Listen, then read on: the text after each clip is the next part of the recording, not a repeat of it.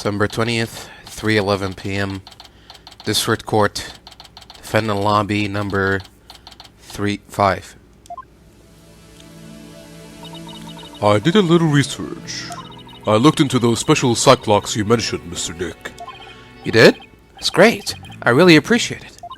A red psych lock protects a secret a person is consciously trying to hide. If the person falls under questioning, the lock breaks and the truth comes out. Yeah, that's exactly how I got the truth out of Detective Fulbright and Director Cosmos. But a black psych lock protects a secret from the deepest place in a person's heart. A secret that person isn't even consciously aware of. So even they don't know it's there. Athena isn't trying to keep anything from you on purpose. For some reason, part of her heart and her memories are sealed off, even from herself. Okay, so all I have to do is break the psych locks. According to my research, a black psych lock is like a heavy chain wrapped directly around one's heart. If they are ripped off by force, it could cause permanent damage to a person's soul. In other words, if I'm not careful, I could traumatize Athena for good. Gulp! Pearls, could you stay by Athena's side? She must be suffering under the weight of such a heavy burden. Alright. But will you be alright by yourself, Mr. Dick? I'm up against Edgeworth. I have to be able to give this trial all of my focus and strength. And you can't do that if I'm there. I'll just hold you back. No, that's not it. I just meant I can relax and concentrate if I knew you were with Athena. You're the only one who can do it, Pearls. Alright. I'll do it then. Good luck, Mr. Dick. Good. Now that my mind is at ease, I'd better get ready. I'll just tidy up the evidence and take out what I don't need. It's time to end this nightmare that started 7 years ago.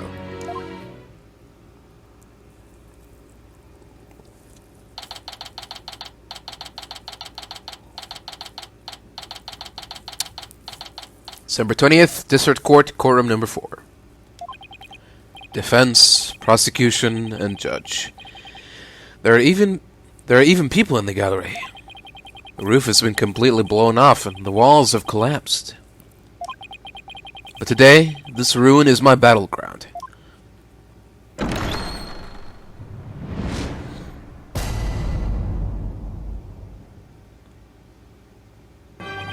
Court, or some facsimile thereof, is now in session for the trial of Athena Sykes. Not a facsimile, young man. This is a proper official trial. Take this more seriously, or you'll start hearing the bones of the hostages snap. Please try not to upset Miss Blackquill. I'm begging you. Court is now in session for the very serious and very proper trial of Athena Sykes.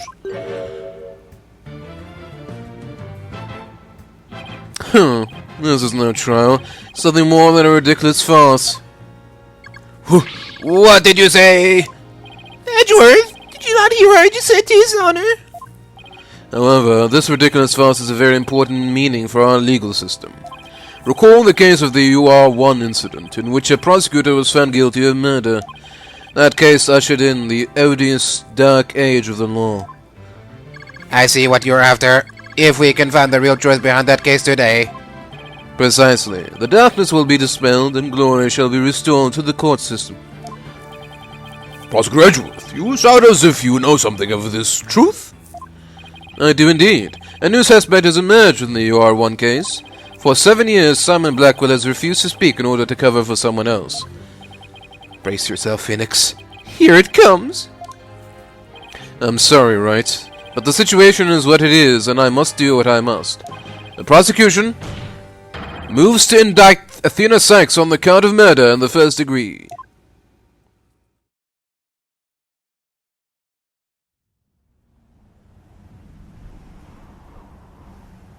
Regardless the circumstance, I intend to question the defendant with all I have.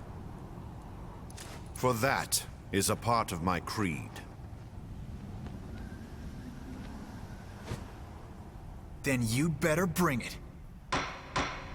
If the two of you are ready. Court is now in session for the trial of Athena Sykes. Your Honor, the defense was born ready. The prosecution is also ready.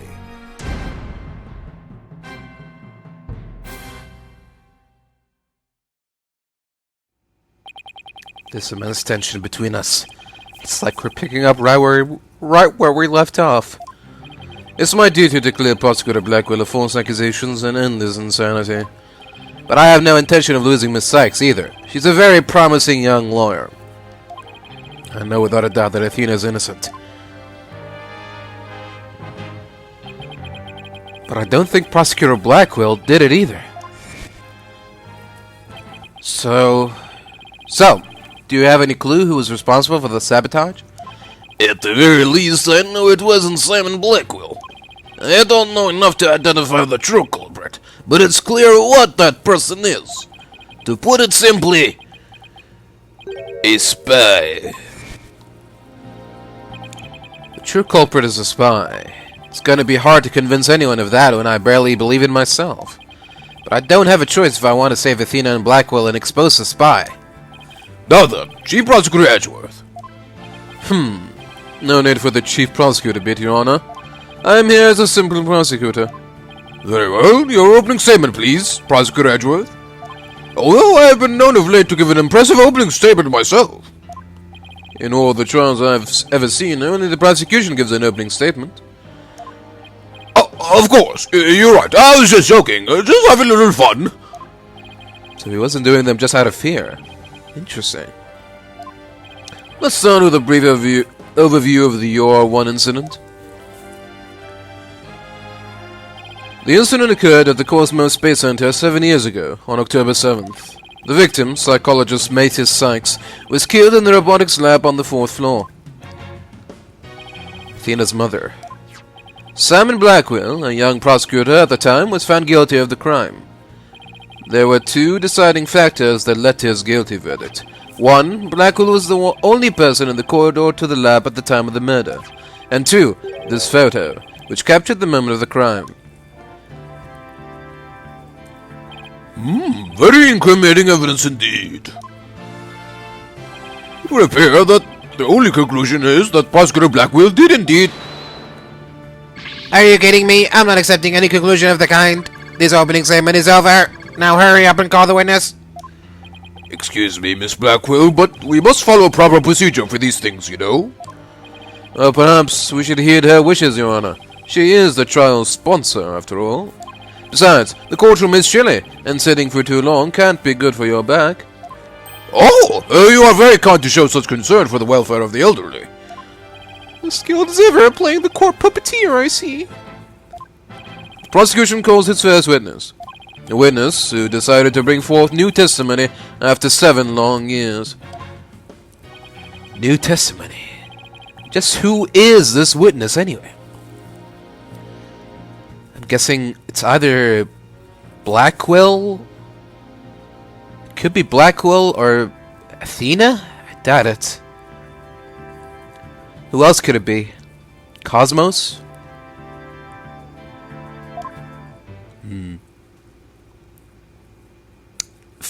Fulbright.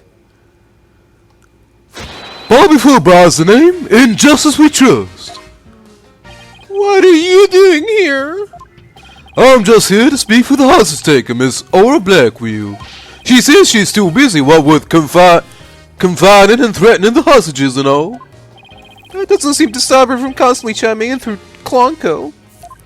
I'm nothing more than an observer in this. Do your best. I'm watching you. Believing her brother innocent, Miss Blackquill has been conducting her own investigation. And though her current actions are hardly lawful, I think we can at least hear her theory. I have here Miss Blackwill's notes on the investigation she conducted. And I'll be giving testimony based on these notes. Here I go.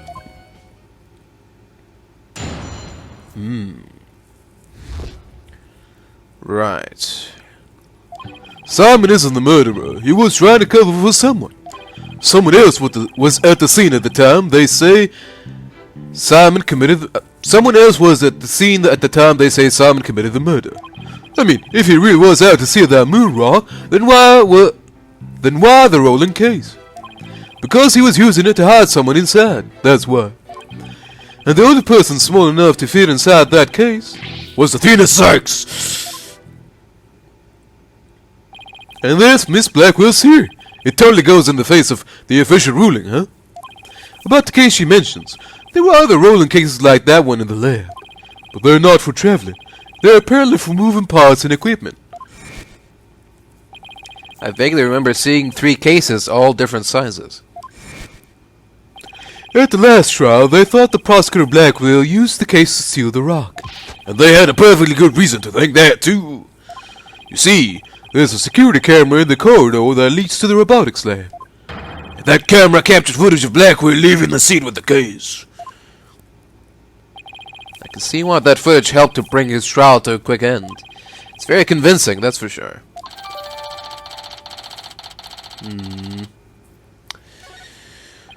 That case, by the way, was later discovered outside on the Space Center grounds. Speaking of after the incident, where was the defendant Athena Sykes found?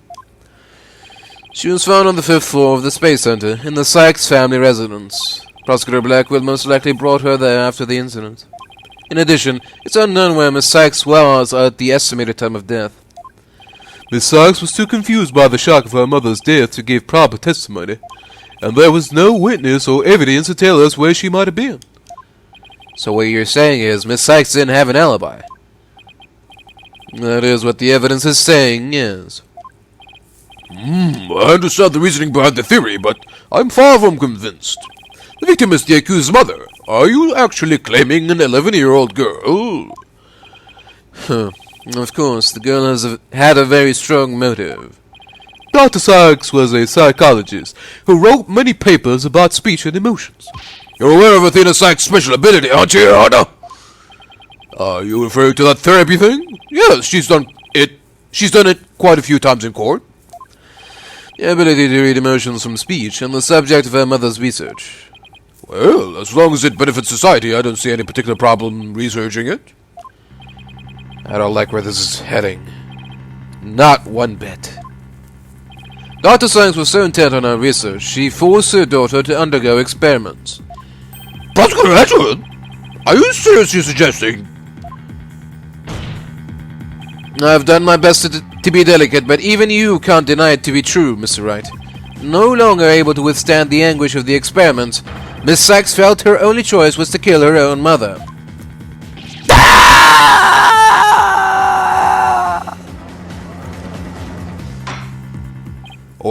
Order in the court. What a tragic story. I hardly want to believe it myself. But we must proceed. Mr. Wright, if you could. Detective Fulbright, please refer to the notes.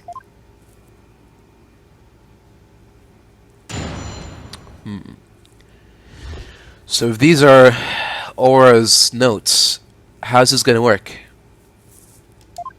Okay. Simon isn't the murderer. He was trying to cover for someone. So Prosecutor Blackquill willingly accepted a death sentence to protect someone else? Yes, that is precisely what Miss Blackquill appears to believe. And that is what I believe as well. Prosecutor Blackquill is no murderer, Mr. Wright. But Athena Sykes is? She didn't kill anyone either, Mr. Edgeworth. So it appears neither of us can afford to go easy on the other. Fine. I expected no less. Ooh, I remember this tense atmosphere. It's so invigorating. I'm only reading notes here, but yeah, I feel extra invigorated too. So let's keep going.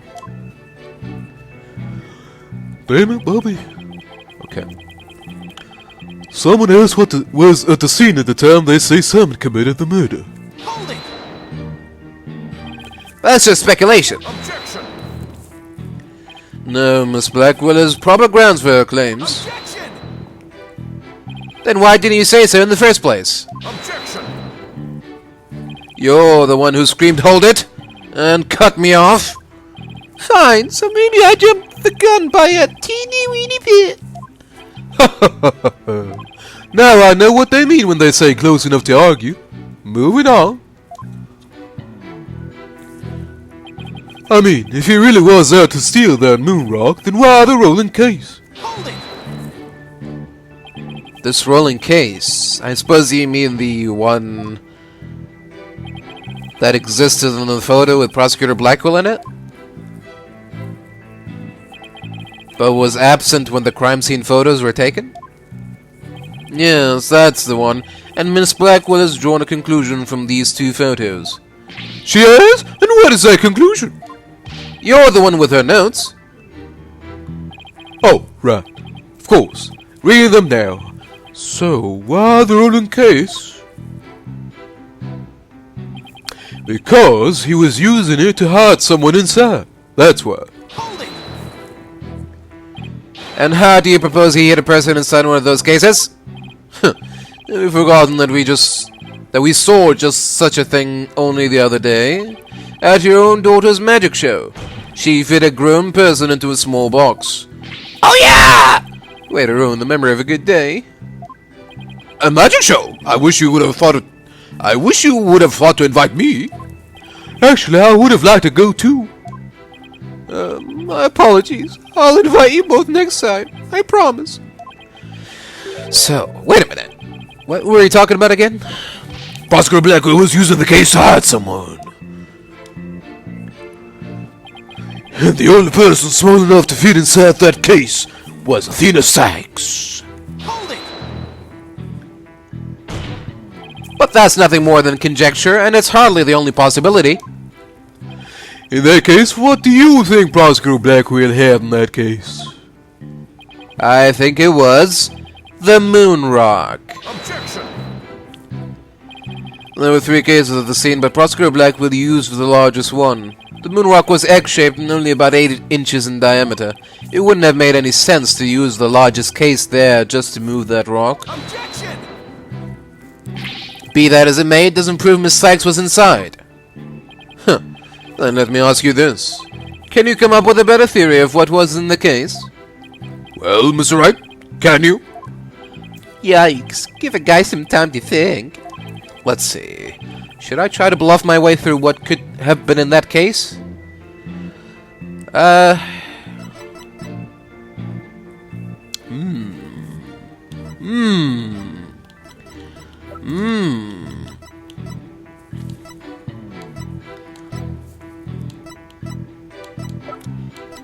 It could be the capsule.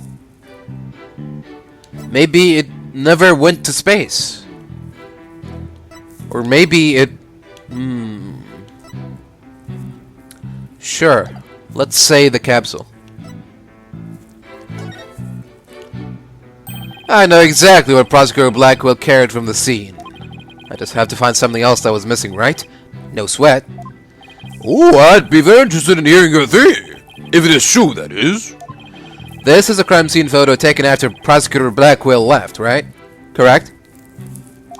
All we have to do is compare this with this photo of Prosecutor Blackquill to see what's missing.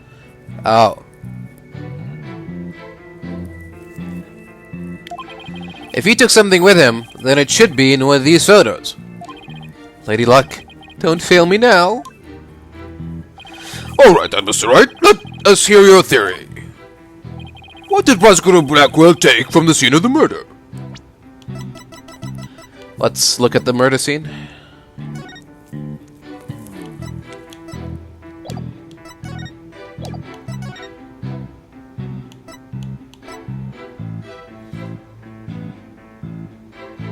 No, the capsule is still there. Can be seen on the workbench.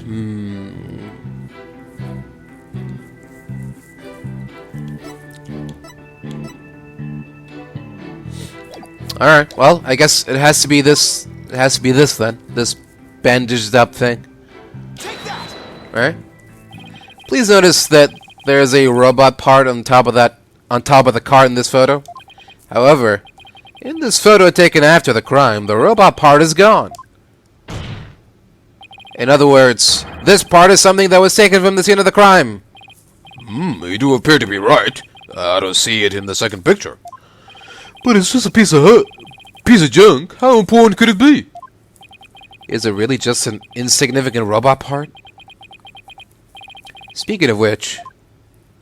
What are you looking at? I'm gonna start charging for each glance per eyeball. Stingy, stingy. What happened to the age of free previews? Ahem. Your Honor, about this robot part. Doesn't it look like it could be an arm from that robot there? Well, now that you mention it, it does, doesn't it?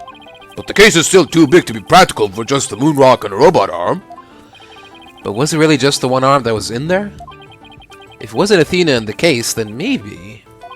I believe there was another robot at the scene that looks just like that one there. Your Honor, it is the defense's assertion that it was this other robot that was in the case. What? What? Objection! You got me certain that part belonged to a robot. Yes, it looks like the arm of the one before us, but it could be something else entirely. Besides, it's wrapped entirely in bandaging, making it difficult to verify what it is. Objection! Nope. You're wrong there. I know for a fact that it is a robot arm. I can even tell which robot it belonged to, just by looking at it. With this information, we can investigate whether it was there at the time or not. But, Mr. Wright, I thought you were more of the technologically illiterate type. When did you become such an expert? I feel somehow abandoned. Not to worry, Your Honor, I still know next to nothing about machines. But I know this piece of evidence proves which robot the arm belonged to. Yeah. Take that!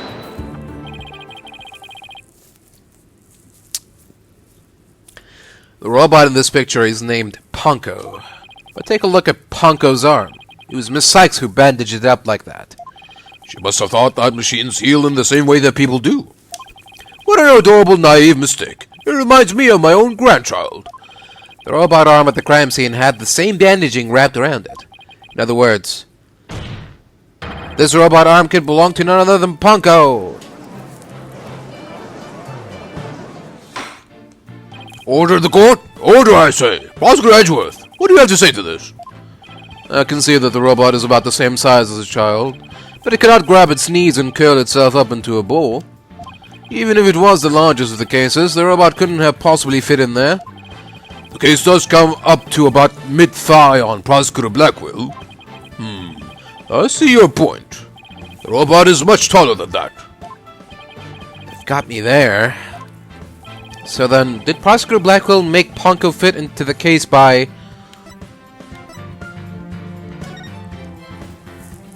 Of course Ponko would fit. All Prosecutor Blackquill had to do was dismantle her. Once taken apart, the robot could have easily fit inside that rolling case. It appears to be a robot assembly device. Yes. Disassemble anything in a flash. Push the dismantle button. That sounds pretty neat. Can I push it, Mr. Nick? It sounds rather violent, but Mr. Wright does have a point there. Objection! Except that there was a body on the table where robots are dismantled and assembled. There would have been no room to take the robot apart. Objection! But what if it wasn't done on the table? What if the katana was used instead? You mean the sword? Yes, Your Honor. Miss Blackwell, I'd like your opinion as a woman of science. Isn't it true that the katana could have been used to take the robot apart?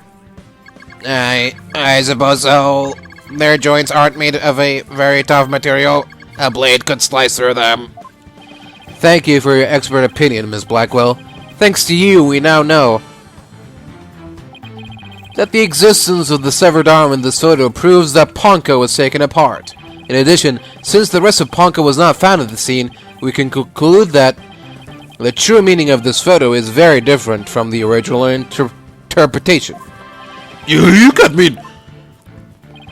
That's exactly what I mean.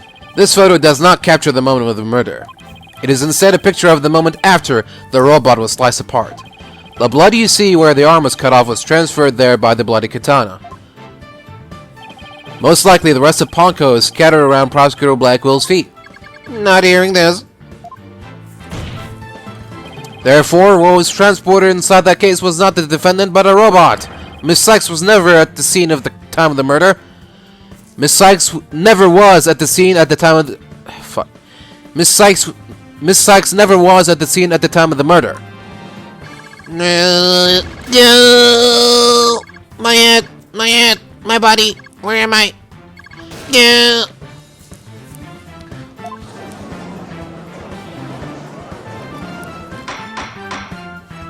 Order! Order in the court! It's true that Bunko was found in pieces after the murder. And I'll admit I repaired her myself afterwards.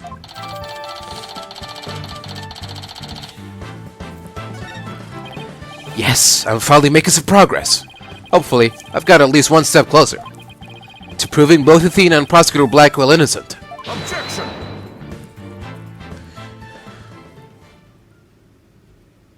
Well played, Mr. Wright. You made your point abundantly clear. I concede that it wasn't the defendant inside the rolling case, but the robot. Alright, what's going on here? It's never good when he plays things this straight. Does the prosecution withdraw its claim that the defendant was carried from the scene? No, Your Honor, my claim hasn't changed. Objection! But Ponko and Miss Sykes couldn't have both been inside that case. Objection! The notion that the case was used to carry Miss Sykes was Miss Blackwell's theory. I had been of a different opinion from the outset. Now I finally have the opportunity to voice my theory.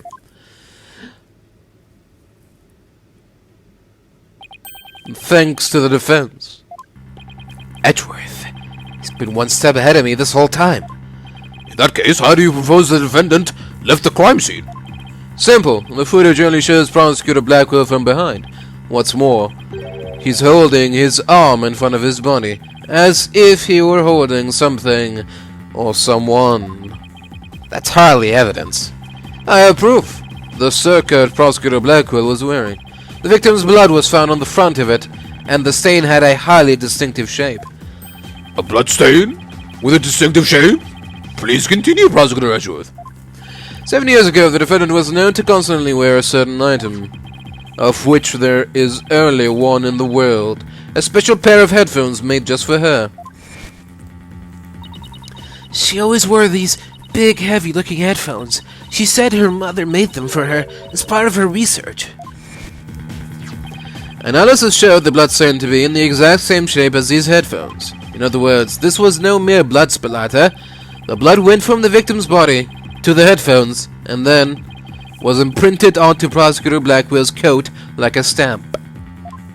A most gruesome stamp indeed. Blackquill carried Miss Sykes, who had been hit by splatter, away from the crime scene. This proves that Athena Sykes was, without question, present at the crime scene. And that concludes the prosecution's argument.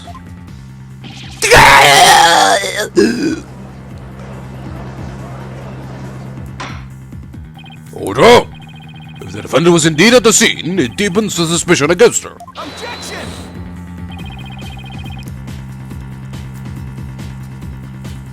But we've also shown that the robot was there at the scene as well. Objection! I hope you're not making the ridiculous claim that a simple robot was the real murderer.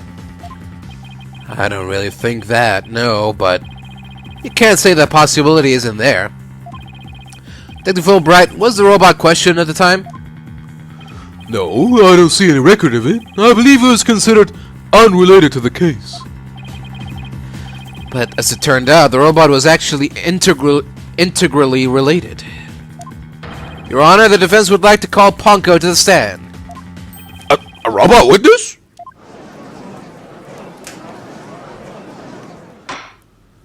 Order! Order in the court! Prosecutor Edgeworth, what do you think about this? Mr. Wright has called all manner of witnesses to the stand over the years. So why not a robot? Nothing surprises me anymore with him. Very well. I will allow the witness. Bailiff, please summon the robot named Ponko.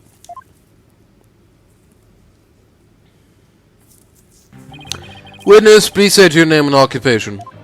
My name is not Witness. My name is Bunko. Yes, I realize that, but when you are at the witness stand, you are the witness. No, I'm not. I'm Bunko. Say it with me. Bunko. An utterly inflexible little robot. You're the last person who should be calling anybody inflexible. Haha, you remind me of my grandchild who just learned his own name. Oh, how precious. Alright, Ponko, I'm going to ask you some questions. Questions? You have questions? Hooray! What are your questions? I want to know if you were there at the scene of the murder of Mrs. Sykes. It was 7 years ago, on the 7th of October, around 2 p.m. in the robotics lab. Certainly. Just one moment. Searching data. Search complete. Yes, I was there in the robotics lab. It would seem this robot's testimony is necessary to this case after all. This is great. I just knew Ponko must have seen something important. Murder committed right before this poor little girl's eyes. It's inexcusable. The judge seems ready to adopt Ponko as another grandchild. So, little Ponko, do you think you can give us your testimony today?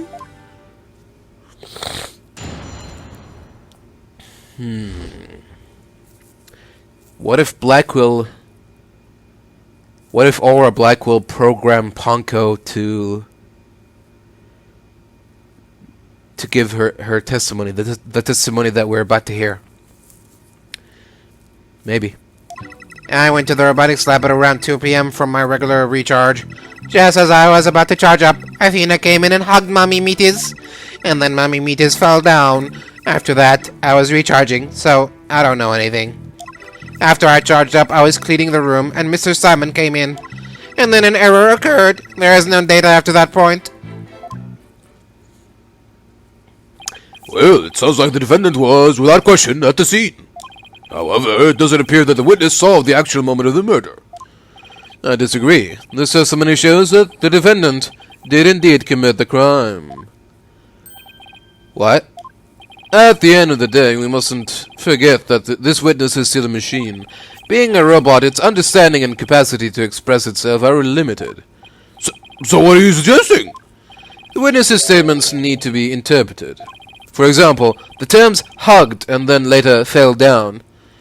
Adults don't usually fall down after being hugged by a child. They don't, but... Yes, but this is... Yes, what this witness's statements are telling us is that the defendant stabbed the victim with the murder weapon during this moment. What?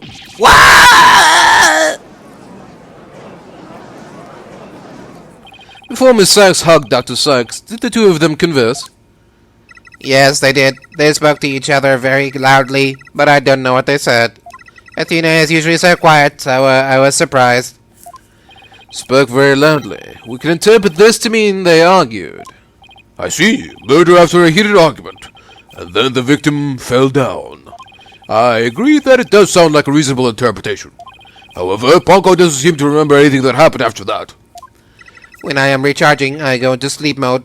But I remember everything before that. I have a very good memory. You may as well admit defeat now, right? A cross-examination would be useless. Don't be ridiculous. A cross-examination is never useless. Until now. Think about it. Robots don't lie. This robot is both an important witness and valuable evidence at the same time. Nevertheless, I will have my cross-examination. I see you haven't changed. You never were one to worry about wasting time. Very well. Even if it may be a waste of time, you may proceed, Mr. Wright. I'll show you both just how fruitful any cross-examination can be.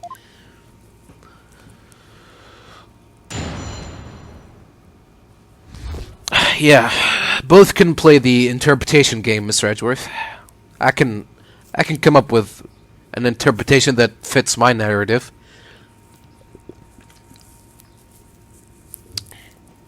Observe.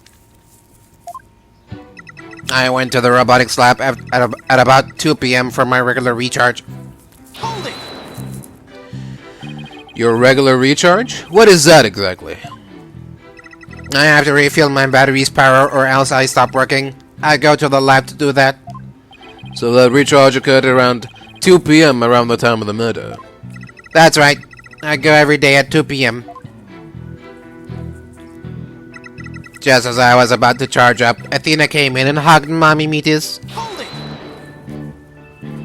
Hugged her, huh? Which Edgeworth took to mean stabbed her with a weapon. You said the two of them were talking before Miss Sykes hugged her mother, is that right? Yes, they were talking very loudly, but I couldn't tell what they were saying. Couldn't tell? even though they were speaking so loudly? I'm only allowed to listen to voices that are directed at me. If it listened to every voice, it would be little better than a mobile eavesdropper. Well, that explains why some of Ponko's testimony is so vague. It's a shame that our little friend wasn't listening in, however. We could have learned what they were talking about just before Dr. Sykes was killed. Now then, what happened after that? And then Mommy Meteors fell down. After that, I was recharging, so I don't know anything. Hold it! I don't want to delve too deeply here, but could you tell us how the victim appeared and acted at this moment? Mommy Meteors was very surprised when she was hugged. I heard her heart pound. Her heart? Mr. Wright, have you forgotten about this document we found in the robotics lab? These robots have a heartbeat detection system. Now that he mentions it, I do remember reading something like that there. They detect the presence of people by the sound of their heartbeats. But wait a minute. That means Dr. Sykes really did die at this moment. Ponko, how was Dr. Sykes after she fell down? Could you still hear the sound of her heartbeat? Let's see. The moment she fell, her heart was pounding. After that, I don't know. I started recharging just then. Of all the unlucky timing, if you had heard anything after that, could have possibly proved that the hug wasn't actually the moment of the murder. I'm very sorry. I'm afraid I don't know. I'm very sorry. The robot is designed to go into sleep mode automatically, so it can't be helped. But it does appear it detected an increased heart rate at the moment of the stabbing. Ooh, alleged stabbing, thank you. After Mommy Meteors' heart started pounding in surprise, she fell by the window. It was the round window on the workbench side of the room. The workbench, huh? Ponko must be talking about that table to the right of where that giant robot is now. Is there something critical in Ponko's statements just now? Your Honor, I believe this statement is critical. I'd like it added to her testimony. Very well. Ponko, could you please add that statement to your testimony? That's a good little girl. Mommy Meteors fell down near the round window on the workbench side of the room. Hold it! Let's see. There are two round windows in the robotics lab. Which one did he mean? The one on the right, near the hanging scroll. That hanging scroll is Mommy Meteors' prized possession. Okay, in the pictures of the crime scene from 7 years ago, there is definitely a hanging scroll and a Japanese theater mask hanging on the workbench side wall. But is there some problem with this statement? After I charged up, I was cleaning the room and Mr. Simon came in. Hold it!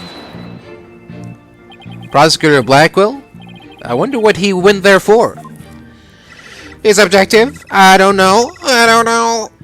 I guess I can't very well ask Ponko to speculate. So what happened after Prosecutor Blackquill arrived?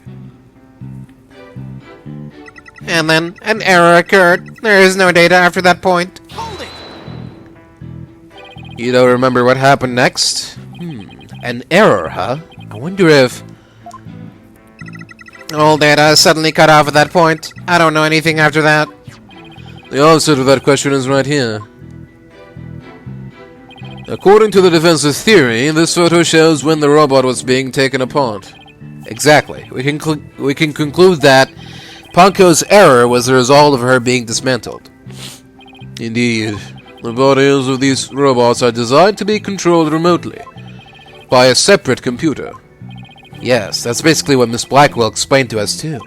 She said their hearts and memories are stored on a separate computer. When the witness was taken apart, she lost the use of her body, but not her memories.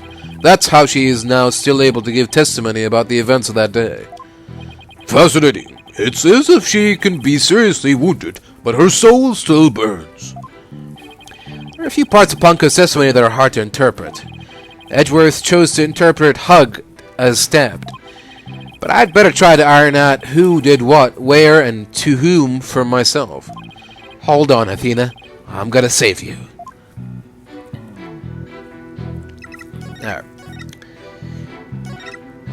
Hold it! Oh, oops. I meant to press right bumper. My bad. Okay.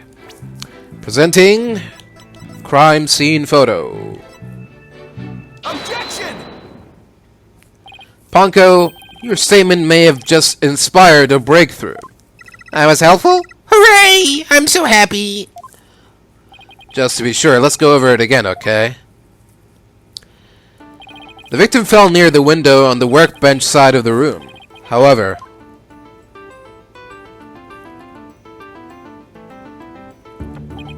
her body was discovered on the operating table. But the operating table and the workbench are two different locations! Yeah, no shit. Exactly, Your Honor. We've just learned a new crucial fact. What could explain the two very different locations of the body? I'll tell you what. The victim moved. An 11-year-old girl couldn't have moved the heavy body of an adult, so the only explanation is that the victim walked to the operating table herself. In other words, what Ponko observed near the workbench couldn't possibly have been the moment of the murder. Oh, that was the actual answer? Okay. I'm very relieved to hear that. Glad to know that the murder wasn't committed in front of little Ponko here. Yes, as we just heard in the testimony, Miss Sykes hugged her mother, nothing more. Objection!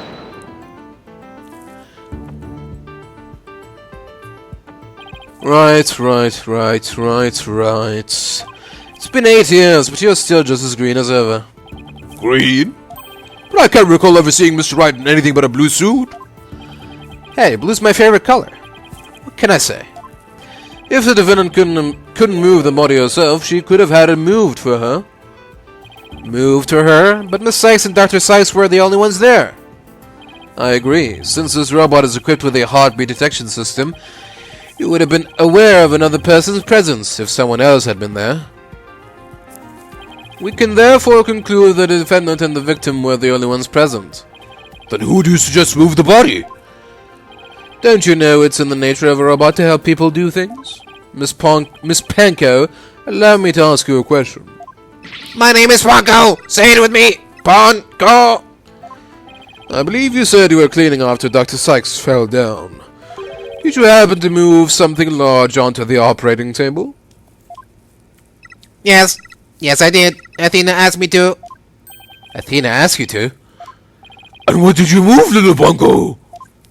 I don't know. Unless something has an ID tag, I can't tell what it is. An ID tag, you say? Yes, a tag with a barcode on it. We robots scan them to tell us what a thing is. That paper in the lab did mention something about that. Recognizes people by scanning their spacesuit or uniform jacket ID tag, it said. So it would appear that Miss Panko here can't identify what it moved. My name is Ponko. But we humans have the power to imagine what it was, do we not? We do? Huh. Well, I do at the very least. Miss Panko, on the defendant's command, moved the body onto the operating table.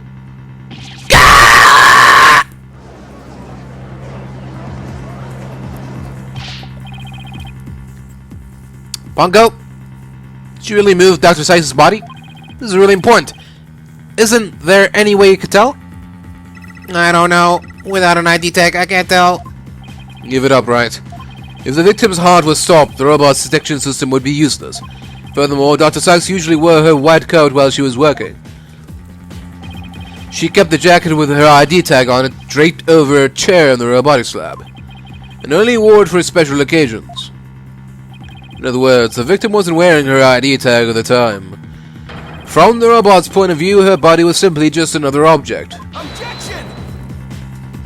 But Ponko is equipped with a facial recognition system. If she really did move the victim, she would have recognized the body as Dr. Sykes. But she didn't, so that means... Objection! A face can easily be covered with a piece of cloth, a mask, or anything else for that matter. With her facial features hidden, the robot wouldn't be able to tell it was Dr. Sykes. He's right. To summarize, Miss Sykes stabbed her mother near the workbench, then, using the robot, she moved the body to the table, where she removed the sword and was stained in blood.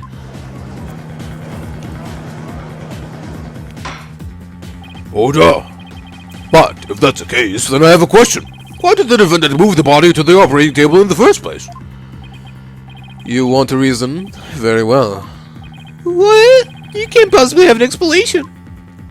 Your emotions blind you to the truth. You can learn a lot from our robot friends. Calm and rational thought will open your eyes to the truth in front of you, Mr. Wright. Now then, do you remember the operating table's one special feature? I believe I read that robots can be assembled and disassembled there. Isn't that right? That's right, and to the defendant, who was just a child at the time, the table was like a magic box that could make robots appear or disappear in seconds. But in the end, my mom just put her on the operating table and fixed her in a flash. I was so impressed by what my mom did. I even asked her if she would put me on the table and fix me if I ever got hurt. It looked just like magic to me, what she could do. You can't possibly be suggesting this young, sheltered girl had a difficult time distinguishing robots from people. But take a look at Punko's arm. It was Miss Sykes who bandaged it up like that. She must have thought that machines heal in the same way that people do. What an adorable, naive mistake. It reminds me of my own grandchild. No way. I refuse to believe it. Miss Sykes made a childish, naive, and cruel mistake. She thought that if a robot could be dismantled and vanish without a trace... Professor Edgeworth! If you're about to claim what I think you are, I demand that you word it as delicately as you can. With all due respect, Your Honor, all I can do is present the truth as it stands. The reason the defendant moved the victim's body to the operating table... Hold it! No, don't say another word. Just stop. Was to dismantle the evidence so that she could get away with her crime. That can't be true!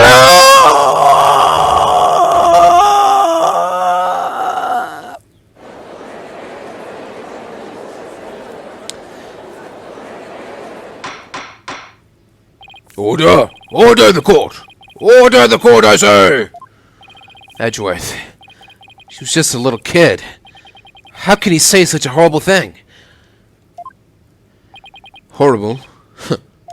Like I said, you're just as green as ever. I came here today as a prosecutor to seek only the truth. No more, no less. My theory is simply the result of a rational consideration of every possibility. Objection! But dismantling isn't the table's only function. It can make repairs as well. It is conceivable that Miss Sykes moved her mother to the table in order to fix her. I suppose that could be another way of interpreting it. But dismantle or repair, it doesn't matter either way. What do you mean? After murdering her mother, Miss Sykes may have come to her senses. Perhaps she did want to make it appear as if it had never happened. And that's why she tried to repair her mother. Yes, that's one possible explanation. But we mustn't forget the facts of this case. The victim was observed to fall down after being hugged by the defendant, and the body was moved per the defendant's command. These two facts that indicate the defendant's guilt, remain unchanged. This just can't be true. Mr. Wright, do you have any evidence to refute the prosecution's claim? Evidence? Right, let's see. I can't think of any.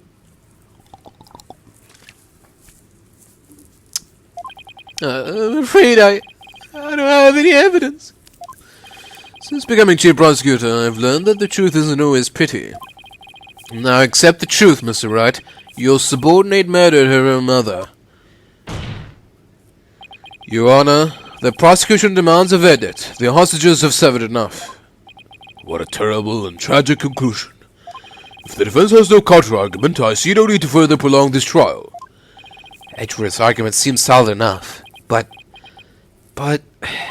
there's no way Athena could have ever done anything like that. What do I do? There has to be something, but I can't think of a single thing.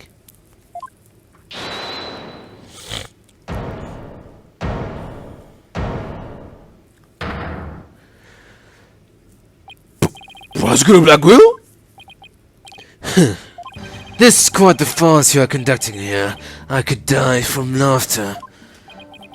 Prosecutor Blackquill, what are you talking about? What I'm talking about is that your argument is based on an entirely false premise. Go on, we're listening. Could this be the miracle I need? But what is Prosecutor Blackquill trying to pull here? 7 years. For 7 long years. This case has been on my mind. Not for an instant did I not think of it. I am the one who killed my mentor. And don't think you can alter the fact. And don't think you can alter that fact now. Your boldness I will take to the stand, and I won't take no for an answer. Of course, Prosecutor Blackquill. Please go ahead.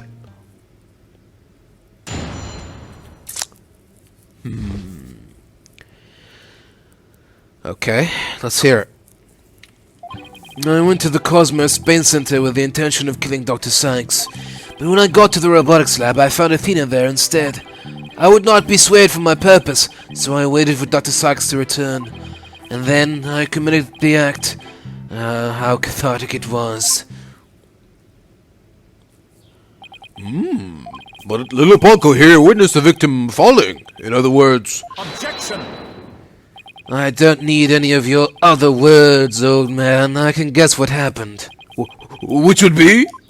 She fell means she fell. Merely that. A mother and child fooling around. Perhaps she tripped. Not that it matters. When I entered the lab, there was no trace of Dr. Sykes to be seen. There was no dead body either, of course, meaning she must have left the room. So the murder occurred after the time period Ponko described in her testimony. You should hardly take stock in the words of a wind-up toy. Objection! Then how do you explain the fact that the defendant had the robot move something? Athena was always tinkering with robots on the operating table to amuse herself. She always had Ponko move the heavy ones for her. That day was no different. Ponko moved a heavy robot for Athena. This is awful. What he's saying seems to make sense, and yet... Objection! Prosecutor Blackquill, are you trying even now to turn away from the truth? Don't you realize we could bring the dark age of the law to a close today? Objection! You expect too much from me. I'm just a murderer beyond redemption. Why don't you just let me go so I can settle down to hell? Prosecutor Blackwell's execution is tomorrow. If the truth doesn't come out now, it's all over. Are you saying that the little girl and the robot had nothing to do with the murder? That's right. So let's hear your verdict. If we don't hurry, I might miss the ferry across the Styx. Don't you dare, Judge. Don't forget I have hostages over here. And Simon, how long are you going to cover for her? Miss Blackwell? Forgive me, Aura. I never wanted you to do anything like this for me. But you agreed to this trial. If you have a counter-argument, then present your evidence. That's the rule of the courtroom. Isn't that right, Chief Prosecutor? Blackquill. You selfish... Well, to be frank, I don't like this, but it's my duty to make a decision.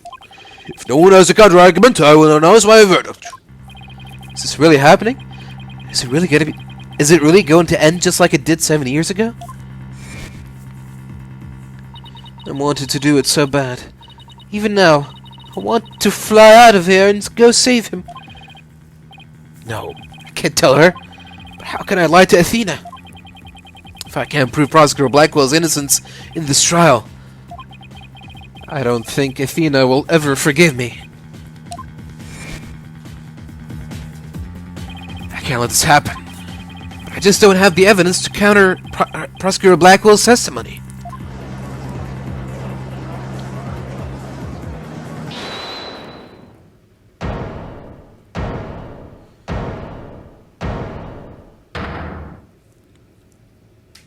Athena, what are you...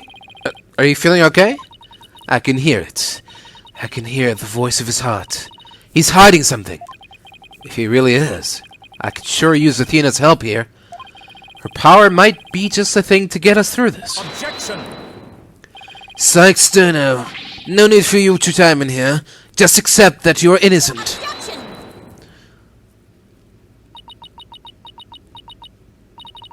These past 7 years, they've been just as hard on me, you know. What are you talking about? Do you remember that horrible, horrible trial?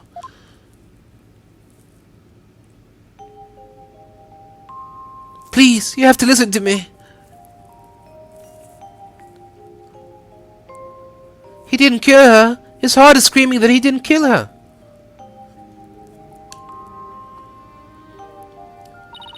Even now, every time I stand in a courtroom, it comes back to haunt me.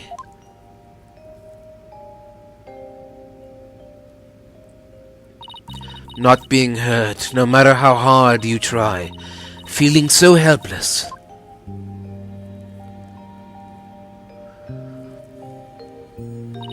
Caught in people's stares, so scared that it feels like your chest is in a vice.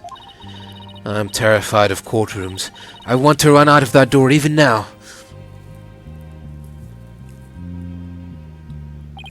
And yet, you find a way to keep your fears at bay and become a lawyer. Thanks. It's because one day, I came to realize that I had to fight. I couldn't give up. I exercised hard and I studied hard. I wanted to become the strongest lawyer I could be. This day has finally come. The day I've been looking forward to with all my heart. This is why I became a lawyer. This is why I studied psychology. It was all to save you from this false conviction. But besides, do you realize what it would mean? You are the accused, after all. If you prove Prosecutor Blackquill innocent, then... The only thing that matters is the truth. It is my duty to find out what that truth is. Simon, please give me this chance. The chance to shake off this fear that's been with me for 7 years and to face the truth. Athena's being so brave confronting her past like this. This might really be the last chance to save them both. Prosecutor Blackquill, please testify one more time about the incident 7 years ago. Fine, but your efforts will surely be in vain. For I am not a man who can be cut down easily. Here we go, Simon. Let me hear the voice of your heart.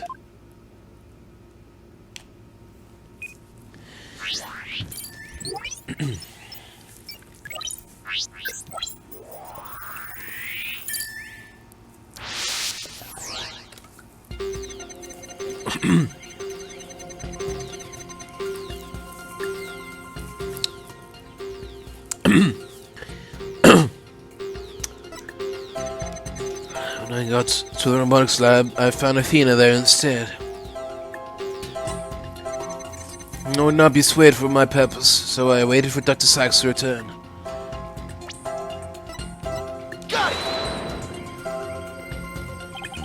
When we view your emotions alongside your testimony, we find the unexpected emotion... Wait a minute. There really isn't anything strange here. I don't know, but I think maybe we made a mistake, Mr. Wright. I think maybe you're right. Let's take another look. There must be an unexpected emotion here somewhere.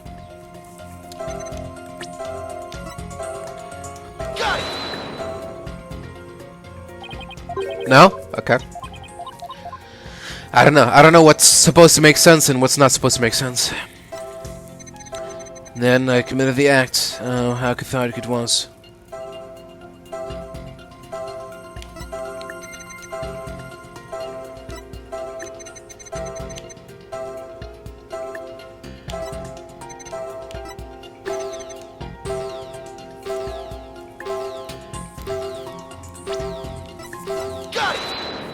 Really? Fine. This feeling of happiness. Even though the person you were looking for wasn't there, you felt happy. Why is that? Simple. When I was looking for Athena and hadn't found her yet, I grew worried. So when I saw her in the robotics lab, I was happily relieved. Merely that. Okay. Just now you said that you went to the Space Center to kill Dr. Sykes.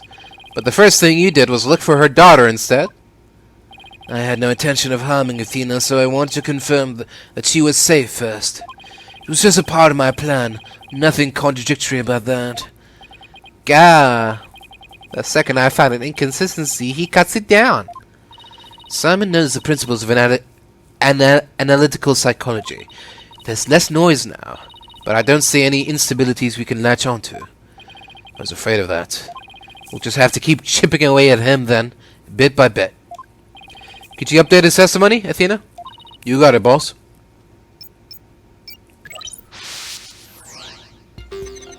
I went to the Cosmos Space Center with the intention of killing Dr. Sykes. When I found Athena in the robotics lab, I was relieved. But I would not be swayed from my purpose, so I waited for Dr. Sykes to return. And when she did, I plunged the katana in. The heart doesn't lie, not even Simon's. I can hear that he's trying to hide his true feelings, but they're seeping through anyway. Thanks, that should help a lot. Prosecutor Blackquill isn't the killer, then there should be a contradiction somewhere. Okay. He doesn't feel cathartic now. He feels sad.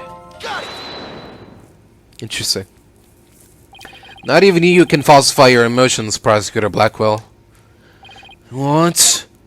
When you said that you killed Dr. Sykes in your testimony, you felt sadness. Why would someone who had lain in wait to kill her be sad at her death? Such an obvious attack. Yes, I felt sadness, but it wasn't for her. I felt sorrow for Athena and her circumstances. Gah, he can't be talking about that, can he? It was just a convenient subject for her research. Dr. Sykes was so intent on her research, she forced her daughter to undergo experiments. My objective was to save Athena from an obsessive scientist who treated her own daughter like a research subject. What? I went to the psychology lab first. That's where I would usually find Athena playing. But that day was different. I heard someone crying in the robotics lab next door.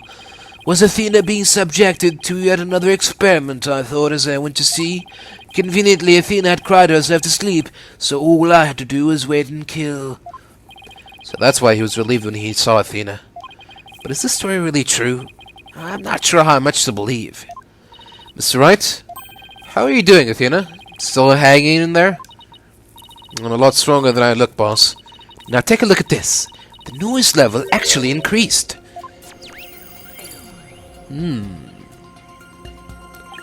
It went up? I've never seen it do that before. Prosecutor Blackquill is lying somewhere in his testimony. As a matter of fact, he's piling lie on top of lie in an attempt to make his claims sound more believable. He's trying even harder to suppress his true feelings, and that's what's causing the noise. How in the world should I approach this? An evidence-based approach might work if I can find a contradiction. Otherwise, I should look for an inconsistency in his emotions.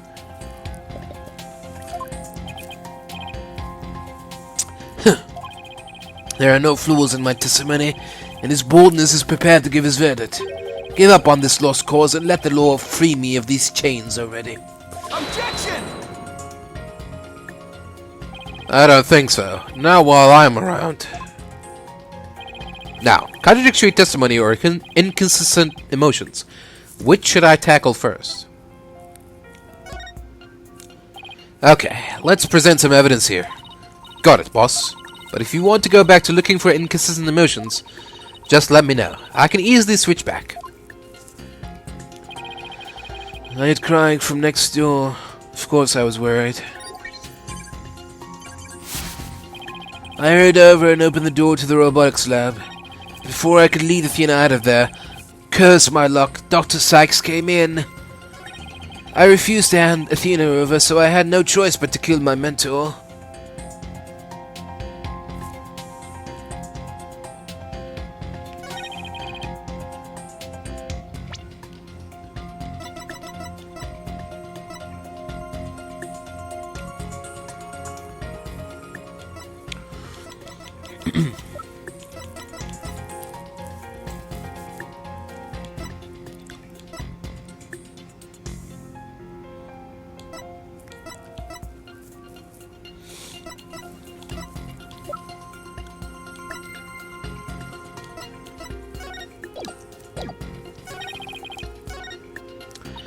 If you find an inconsistent statement, present evidence to the contrary.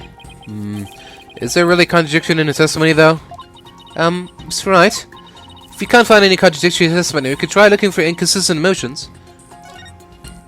Okay, maybe we'd better look for inconsistent emotions now. Coming right up. I heard crying from next door. Of course I was worried.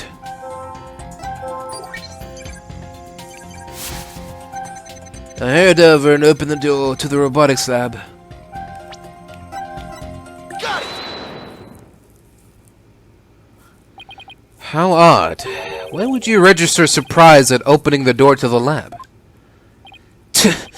Alright, fine. I'll explain if I must. What surprised me was Ponko. That toy figure attacked me. Dr. Sykes knew full well of my plan to rescue Athena, but she couldn't stand guard over her daughter 24 hours a day. So Dr. Sykes had Ponko do it? That's right. She ordered Ponko to forcibly remove me on sight. So I slashed Ponko up with the katana that was there in the lab. That rickety old puppet wasn't worthy of that fine blade. Mr. Wright, it's happening again. There's even more noise now. It's at 100% now. What's going on here? Whenever we find an opening, he covers it up with lies. We'll never get rid of the noise at this rate. It's pretty hard to keep telling coherent lies like that. His mind and will really are as sharp and strong as a katana. Alright, what should I tackle first this time?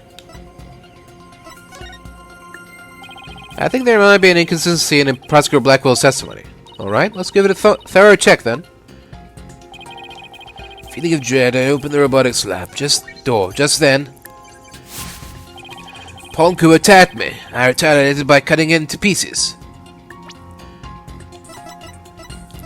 Let's see. What can we present on that?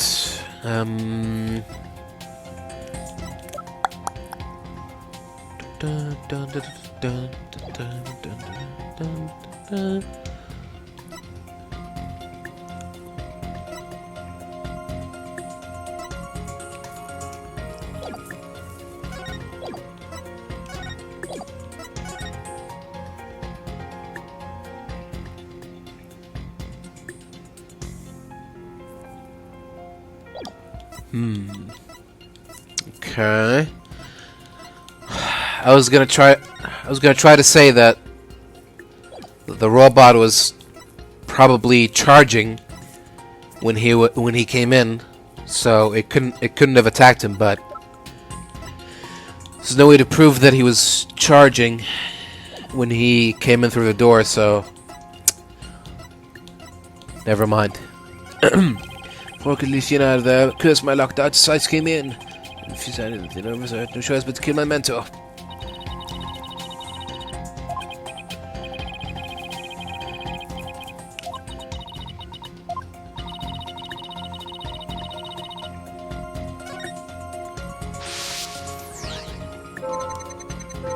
Feeling a dread, I opened the robotics lab door. Just then, Ponko attacked me. I retaliated by cutting into pieces. Got it! When we view your emotions alongside your testimony, we find the unexpected emotion. Wait a minute. There really isn't anything strange here. I don't know, but I think maybe we made a mistake, Mr. Wright. I think maybe you're right. If you don't see any problem with his reactions, we could try his testimony. I think I'll keep trying to find something in his emotions. You're the boss, but if you ever want to switch over, just let me know. If you try to open the box laptop, Ponko attacked me by cutting to pieces. Before I could lead Athena out of there, curse my luck, Dr. Sykes came in. I refused to hand Athena over, so I had no choice but to kill my mentor. Got it!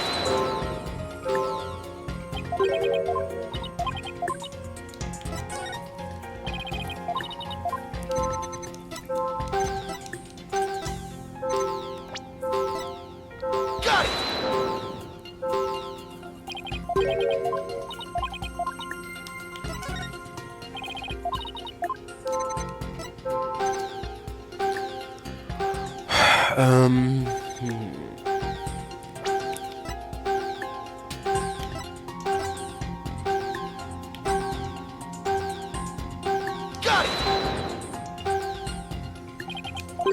Got it! Got it! Got it! Got it! Got it! Got it! Got it! Got it! Got it!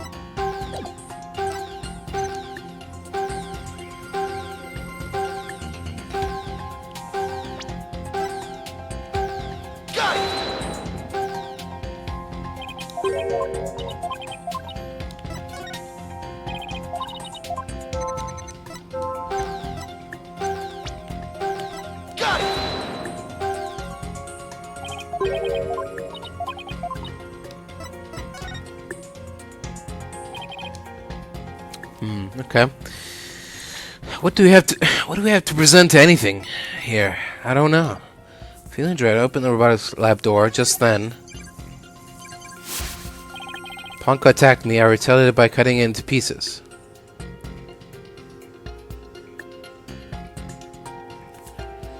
Right. But before I could lead Athena out of there, cursed my luck, Dr. Sykes came in. First I handed Athena over, so I had no choice but to kill my mentor.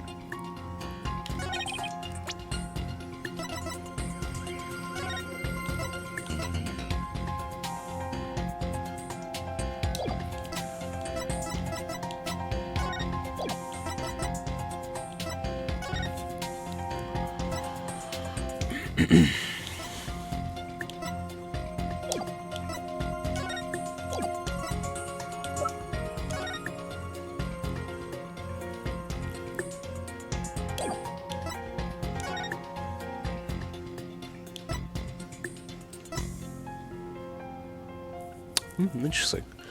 What's that piece of paper next to Dr. Sykes?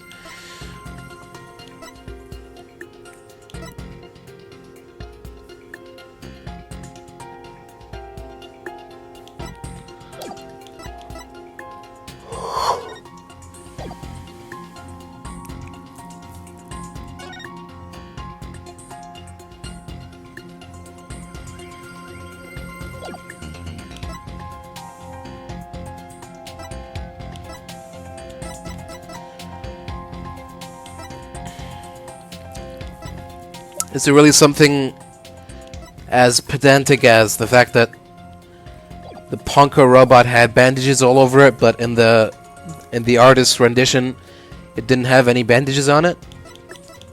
Is that going to be the decisive evidence? Objection! Prosecutor Blackquill, your statement is inconsistent with this evidence. And what's your opinion, Chief Prosecutor? As always, I'm afraid the only thing that is logically inconsistent here is Mr. Wright himself. In that case, as always, I will give Mr. Wright a penalty. Yeah. Alright, what should I tackle first this time? Alright. I guess we're picking this apart piece by piece. Alright. Happiness? Wrong.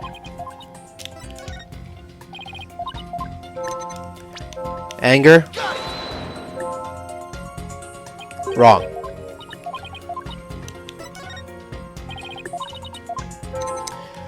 Sadness?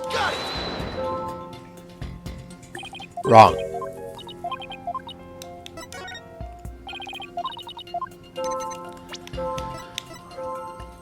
Surprise? Wrong.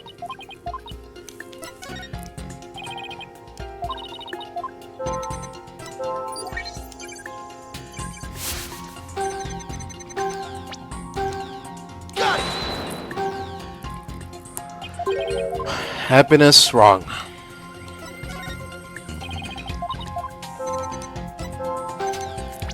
Sadness? Wrong.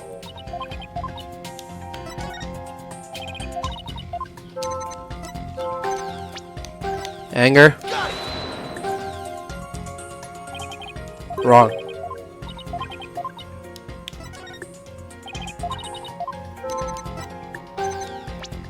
Surprise?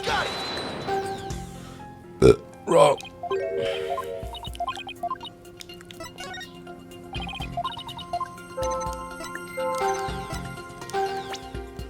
Happiness?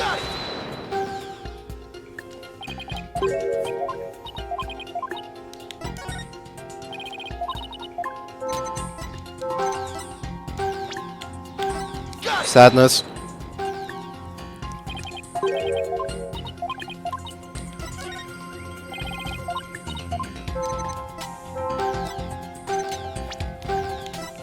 Anger?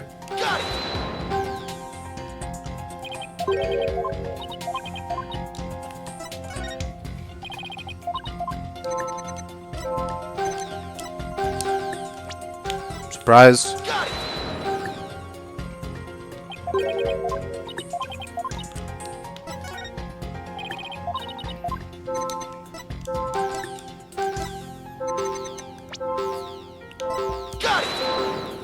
Anger?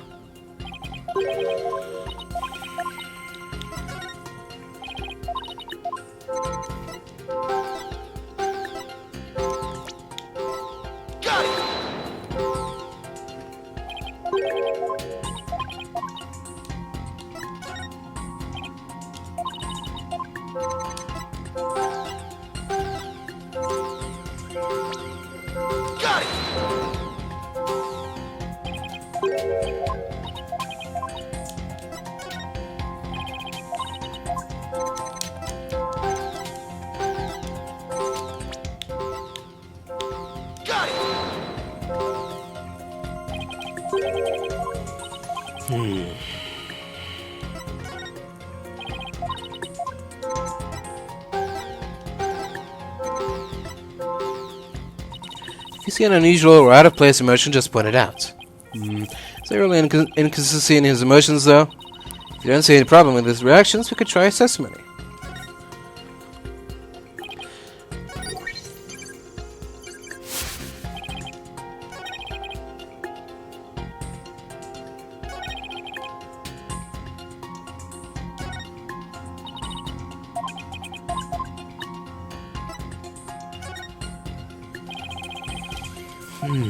What's the inconsistency? What's wrong with any of these statements? More importantly, what can we use to counter any of these alleged inconsistencies?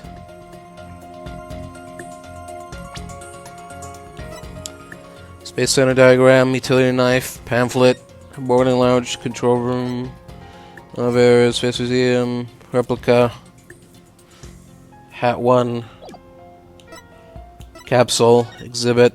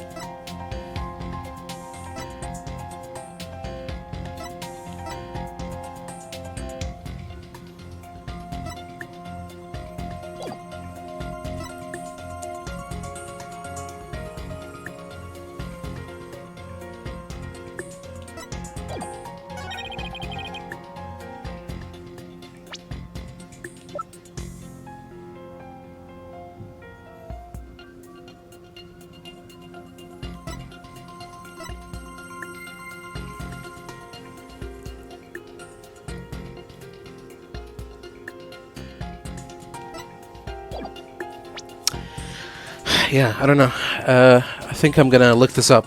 I'll be right back. Alright, welcome back, everyone. Alright, well, I found the answer, and disappointingly, it wasn't that deep, as they say. But I was close. It's not that the robot should have had bandages on it. It's the fact that what was it again?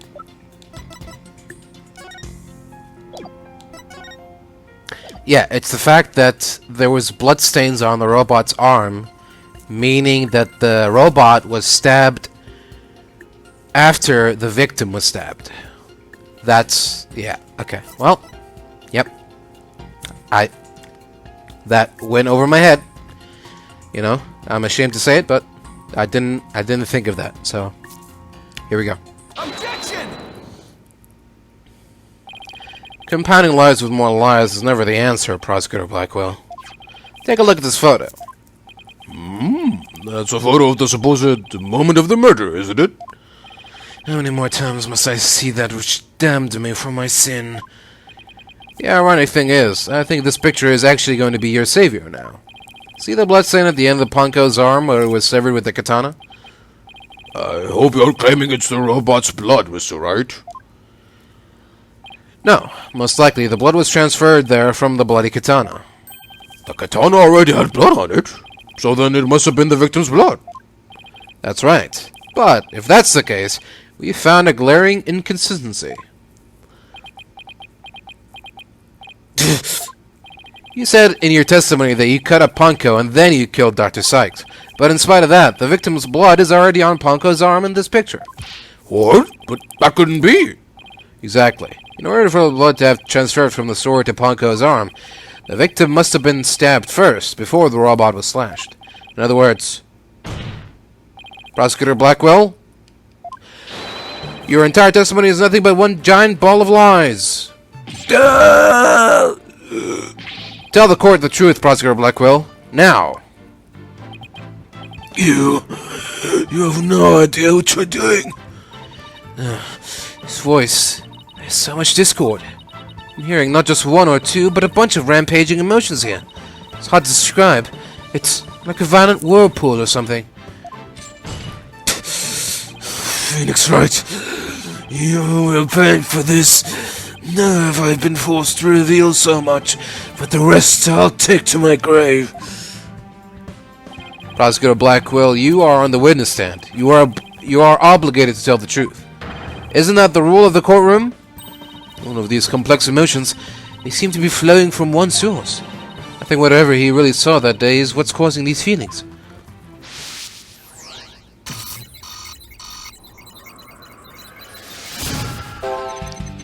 Following the sound of crying, I opened the lab door and then I saw it, that terrible scene. But before I could lead Athena out of there, curse my luck, Dr. Sykes came in. I had no choice but to kill my mentor. What terrible scene? Got it! The root cause of all these emotions is this. I'm actually not getting any particularly big reading there, Mr. Wright. Guess that's not it then. What could have caused Blackquill to react with all these emotions all at once? What terrible scene? Crying? Punko? Got it! What happened to Punko? Athena? Got it! When you opened the door and saw Athena, you became overwhelmed by your emotions. Isn't that right, Prosecutor? You should know better. Although it's pathetic, I admit I'm terrified to speak of it. Prosecutor Blackquill, Miss Sykes is innocent. I will always believe that with all my heart. Now, can't you find it within yourself to believe in me, too? Athena is innocent, huh? Can you honestly say you believe that to be true, right, Dono? I give you my word. Now tell me what you really saw when you opened that door. Curse you, Phoenix Wright.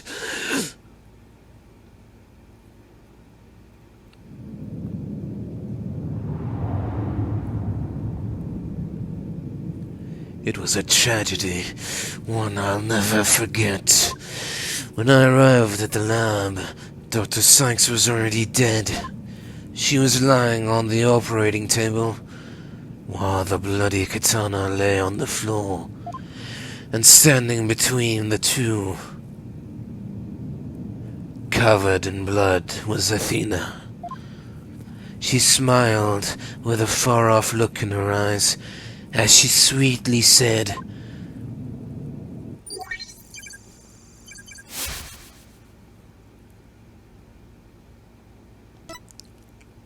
Something's wrong with Mum, so I'm taking her apart to fix her.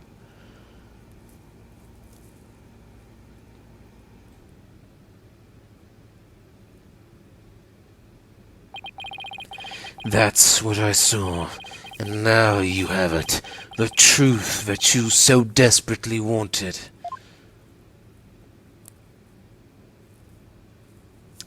Still not proven murder. So... No. Prosecutor Blackquill finally tells the truth, and this is what it is? It's beyond devastating.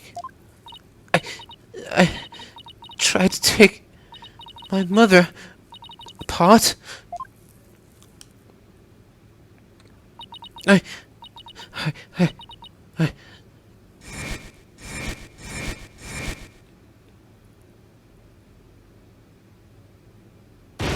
No!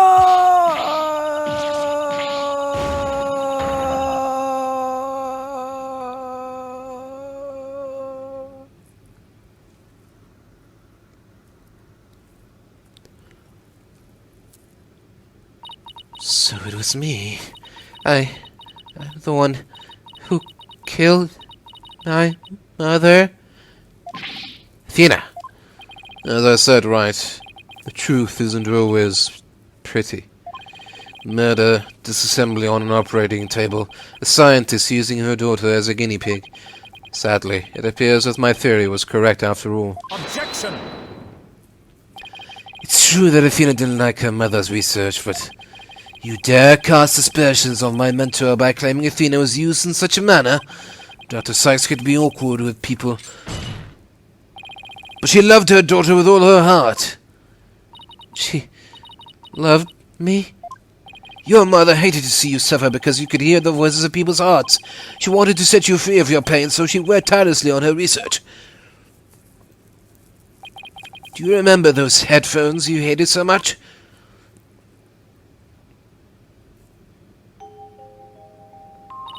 Yes, my head hurt every time I wore them. No, Athena. It's just the opposite.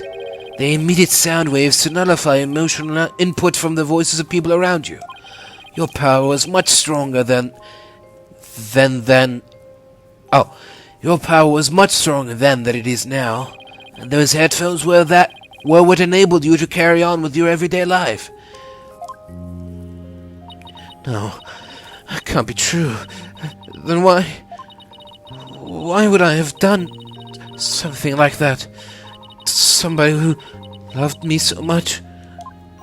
Her love for you was real. That I can guarantee. That's why I knew that what happened had to be some kind of mistake. I couldn't let you be punished for it. So you took the blame yourself. You and your mentor are more alike than you know. Ponko was a witness, so I put it in that case, held Athena close and vacated the lab. I threw Ponko away in the boarding lounge trash chute, and I hid the case on the Space Center grounds. It would seem that we now have all of the facts of this case. Hold it! No, not yet. It can't end like this. Objection! Do not disgrace yourself, Mr. Wright. The truth has been revealed. Are you the type of man to turn your back to things that disagree with you? I'm not. But this... I can't give up now. I had to say something, anything, even if it's a bluff. I've always managed to pull through that way in the past. I have to make it work. The defense is prepared to present evidence. Mr. Wright? Yes, Athena? It's... okay. You can stop now. I don't want you or anyone else to suffer any longer for my sake. Athena, what are you saying? I killed my mother. That's the truth. It's just like Prosecutor Edgeworth said. We have to face it, no matter how much it hurts. I admit my guilt.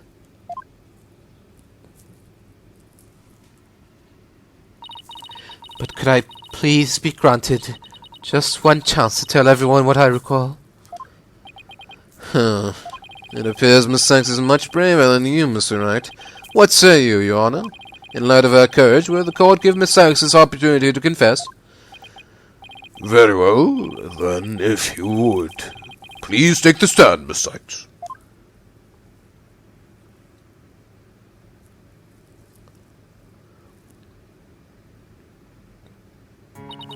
Thank you for letting me do this, Prosecutor Edgeworth. And thank you, Mr. Wright and Prosecutor Blackquill, for letting the truth be known. Now we can finally move forward, and everyone's suffering can come to an end. Athena. Prosecutor Blackquill will be cleared, and the dark age of the law can come to an end. Yes, admit your guilt, and bring everything to its conclusion. I killed my mother. My memory is still a little hazy, but there's no question I remember it.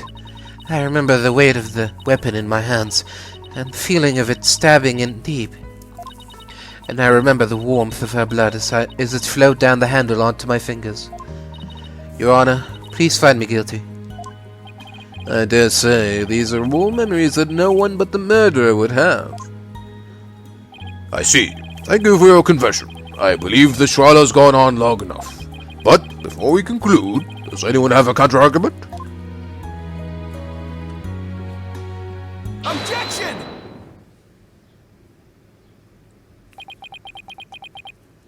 I do, Your Honor. Mr. Wright. But Mr. Wright, why? I killed her. I remember it now. Any counter-argument now is pointless. Objection! Don't tell me you've forgotten one of the basic tenets of my lawyering. Always believe in the client to the bitter end.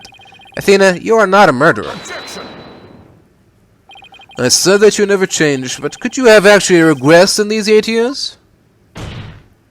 I won't stand for your childish emotionalism getting in the way of the truth. Emotionalism? Don't lecture me on the matters of the heart, Edgeworth. Because I can see straight into a person's soul.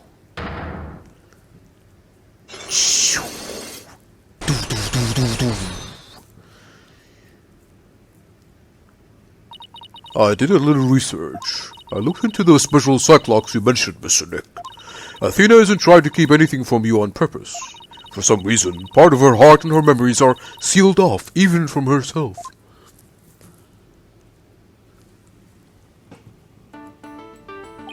There's still a chance. Somewhere deep in Athena's heart, there might still be a memory that not even she knows about yet.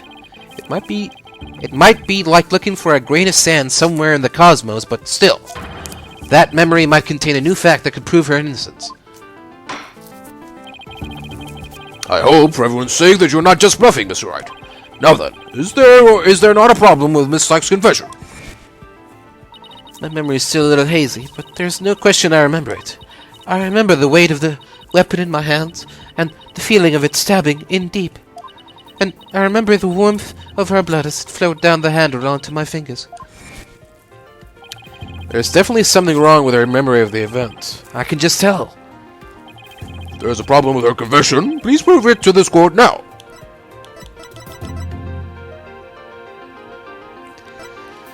Dun dun. Dun dun dun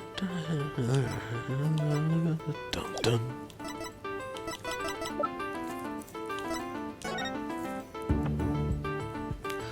Dum dum.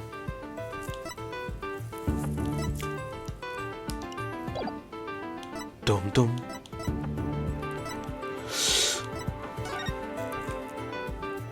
Dum dum.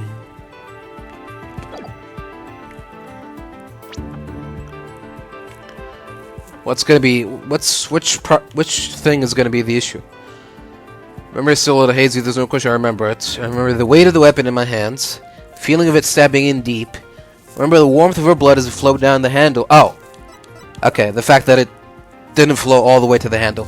Take that! Isn't that the katana the defendant used to kill the victim, Mr. Wright? I respectfully and vehemently disagree, Your Honor. But I remember it. I remember holding the weapon and getting blood on my fingers.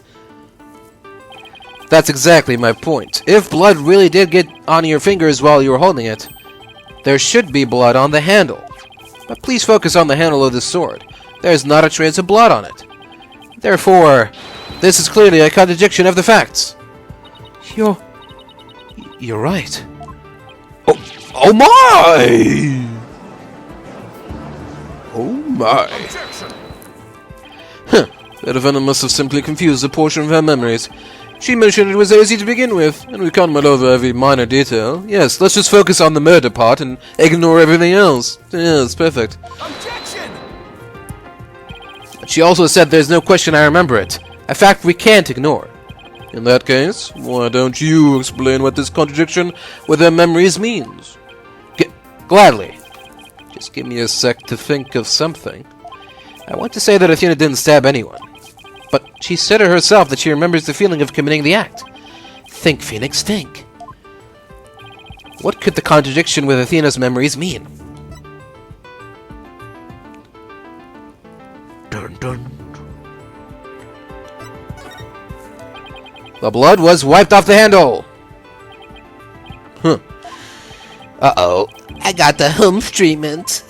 I shouldn't have to explain the implications of your own argument to you, right? But all your claim suggests is that Miss Sykes wiped the blood off herself after the fact. I knew that. I know that bluffing your way through things is your calling card. But your credibility filmed just now and told me to tell you to put a sock in it. Yes, Daddy. What could the contradiction with Athena's memories mean? Miss Sykes said blood flowed down the handle, but the katana's handle is spotless. So, doesn't it follow that the defendant must have used a weapon other than the katana? What are you up to this time? This is it. This time, I found just the thing to end Athena's nightmare for good. The weapon that took Dr. Sykes' life was the katana. That much is for sure. So if I can show a possibility that Athena didn't use the katana, it could help me prove her innocent. A different weapon, you say? What weapon would that be, exactly? Right. Of course he would ask that. I can see you're floundering, Mr. Wright. Did you speak without thinking again, as always? How does he do that? But I can't back down. Not here, not now. That's right. I did. Because it's so obvious, it doesn't require any thought. What did you say? Okay, so maybe that was an exaggeration, but there has to be something. Was there some other bladed weapon in the robotics lab that day? Maybe there's something in one of the crime scene photos? Wait a minute. There is something.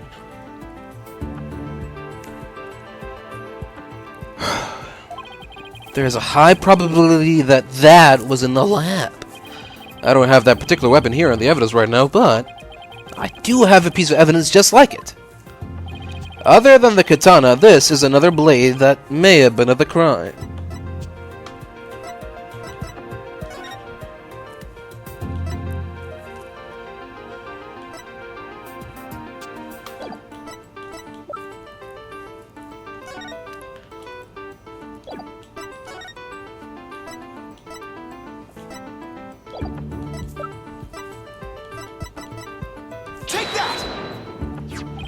But that's a murder weapon in the clay turn case. Yes, this is the knife that took Mr. Tarrant's life. But there must have been a knife just like this at the scene 7 years ago as well. Toolkits containing utility knives like this one are issued to Space Center employees, and a robotics lab especially would naturally have one of these around. Objection!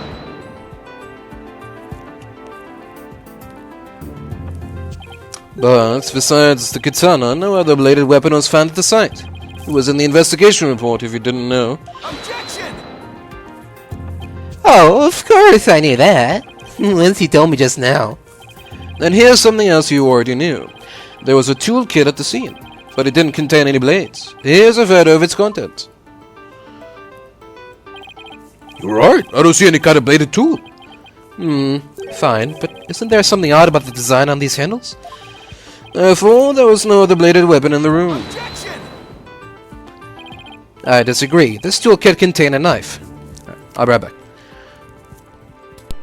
Alright, let's continue. What proof do you have of that? Don't tell me your eye for art is failing you too, Mr. Edgeworth. You are the last person in the world who should be criticizing my aesthetic sense. No, he's simply watching out for your ocular health. Please proceed, Mr. Wright. Notice that the handles of each of these tools have a sort of design on them. Ah, I see that they do. But what significance does that have? It's clear that one of the tools is missing from this kit. If we rearrange the tools into a specific pattern, we might be able to tell which part of the overall design is missing. Is that the theory your pitiful sense of aesthetics helped you come up with? Edgeworth, just let it go, man. Show the court then, if you would. What pattern or design would we see if we were to rearrange the tools?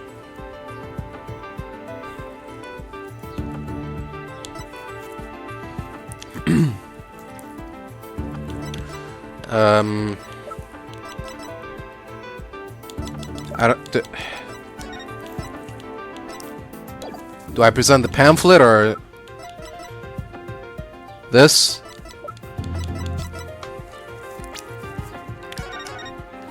Ideally, they both should work, right? Ideally, but, you know. Take that! Let's see. And what design is this supposed to represent? The Gaiaxa logo, Your Honor. It's on all of the Space Center's documents and pamphlets. As you're aware, Gaiaxa is the program that operates the Cosmos Space Center. Look at how brightly the Gaiaxa logo shines in the sunlight above the entranceway. I really dig the stars and rocket motif it's got going. Gaiaxa, huh? Isn't that the new name of the Federal Space R&D program? Oh, I think I see it now, but... Yes, with just the tools shown in this photo. The red A part of the logo is missing. And this is where the murder weapon from the Terran case comes into play. If we were to place the utility knife in the open slot... Ta-da! It would complete the Gaiaxa logo. So it would! Then that means... Admit it, Mr. Edgeworth. My aesthetic sense is keener than yours. And while you're at it, admit that the weapon Miss Sykes used could have been this one.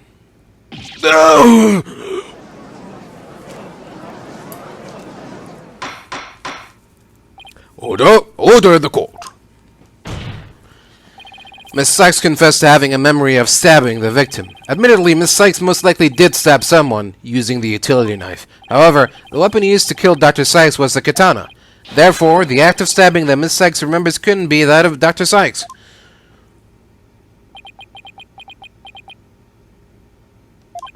Very well. Let's suppose for a minute that Miss Sykes did use the utility knife. Tell me, how does that change anything? Come again? What if the katana was only being used as a decoy to conceal the true murder weapon? What if the real weapon that took the victim's life was the utility knife? Don't be ridiculous, or are you changing the premise of your entire argument? I'm merely offering a hypothetical situation derived from your logic. Miss Sykes could have put blood on the katana to make it look like the murder weapon, and then concealed the knife on her personage until Blackquill carried her away. That does clear up the contradiction between Miss Sykes' memories and the evidence. If, in fact, the murder weapon is a utility knife, then fate has dealt you a cruel hand, for you have just proven the knife's existence to the rest of us with your own logic. Objection! The prosecution is attempting to lead the court. Objection! You're the one attempting to lead the court, Mr. Wright, by forcing us to forget the facts of this case. Need I remind you that there were only 2 people in the lab at the time of the murder, and that the defendant herself recalls stabbing someone with her own hands? No. It matters not whether the murder weapon was a katana or a utility knife, as long as we know that the victim and the defendant were the only ones there. You cannot escape the fact that it was Athena Sykes who killed her own mother. I don't believe it. Why? Why does this keep happening? Every time I find a contradiction, it vanishes. Suspicion keeps coming back. It's almost as if... Now you're finally starting to get it. Your contradictions keep vanishing because the charge is true, and the suspicion keeps coming back to the defendant because that's where it belongs. Phoenix Wright, when will you open your eyes and accept the truth?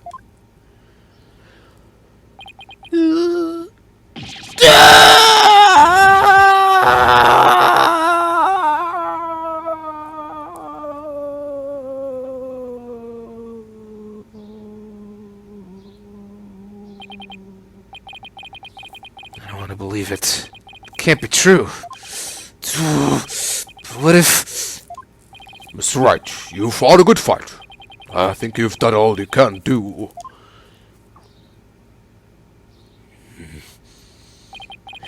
Is giving up really the only option?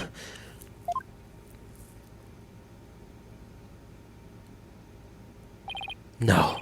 Snap out of it, Phoenix. What's the matter with you? Giving in to doubt? Can't look back. Forward is the only way to go. No, Your Honor, not yet. It isn't over yet. Right. I can't lose sight of what's important. I believe in Athena, and I'll always believe in her, to the very end. A defense lawyer never gives up on his client. I have to pick myself up and stand firm. Make that brain of yours work, Phoenix. If I don't see a way, I'll just have to go back and look for one. Time to rethink this case thoroughly.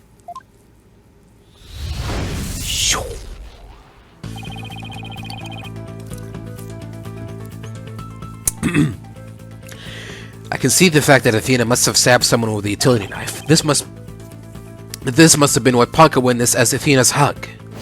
But Prosecutor Blackquill didn't see the knife at the scene. This means that someone must have removed it from the lab before he arrived. Who could have taken the utility knife from the lab?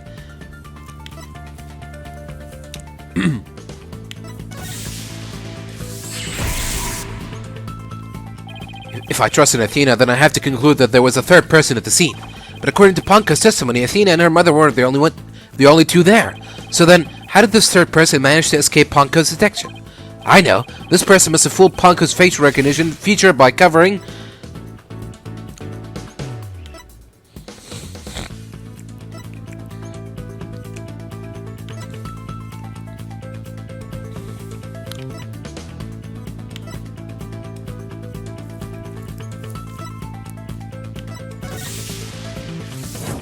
No, that's not right. What good would covering the victim's face would have done? Besides, that wouldn't have helped the culprit hide their identity. I know. This person must have fooled Ponka's face recognition feature by covering... But wait a minute. Ponka has a heartbeat detection system too. Even if they covered their own face, Ponka would have still detected their presence. But she wouldn't have been able to tell who they were. Wait, that's it. The culprit could have covered their face and posed as which person to avoid detection. If the culprit posed as the victim, that would explain why Ponka thought only she and Athena were there. All they had to do was take advantage of Ponka's basic recognition features. The culprit used this in order to pose as the victim.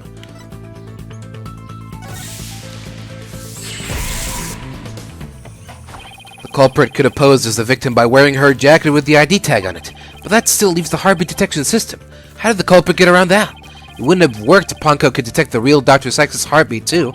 So does that mean that the real Dr. Sykes was already dead by that time? If that's the case, then who did Athena stab?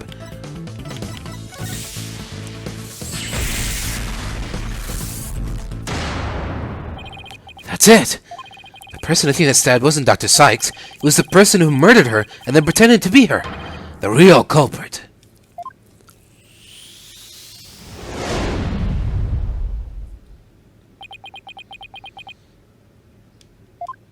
Now that Mr. Wright has finally finished thinking, let us bring this to a swift end. Please give us your verdict, Your Honor, so that we can move on to hostage negotiations. You're absolutely right, Prosecutor Edgeworth. I hereby... Objection! I didn't say I was finished. I was only pausing for a second. Because I realized something so shocking, I had to take a break to digest it. But now I know for a fact that Miss Sykes is innocent. But Ponko saw me. She witnessed the moment of the crime. Yes, Ponko did witness something. She saw the hug. In other words, the moment you used the utility knife.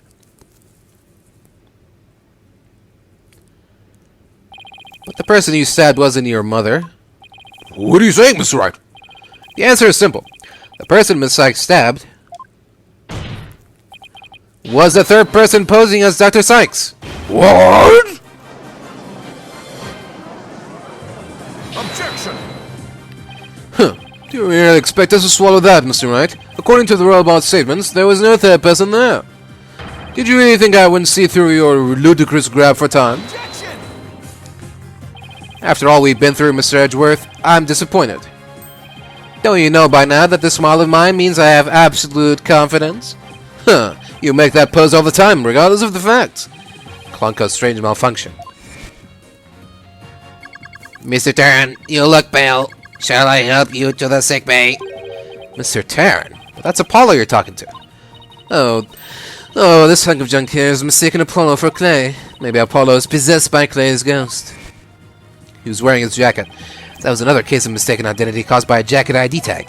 All because Clunko couldn't read Apollo's facial features due to that eye patch. Like Mr. Edgeworth said, a mask could nullify the robot's facial recognition. And then, all the person would have to do is wear a jacket with the victim's ID tag to pose as her. Objection! Of all the ridiculous theories, what good would a silly disguise like that do? Have you forgotten that the robot also has a heartbeat detection system? If there was a third person at the scene, the robot would have detected them. I'm sorry, Mr. Edgeworth, but that doesn't count for much, I'm afraid. Because, by that time, Dr. Sykes' heart had already stopped beating. What? So does that mean... Yes, Your Honor. The person Miss Sykes stabbed, this third person who was posing as Dr. Sykes, is her mother's real killer. But that's... impossible!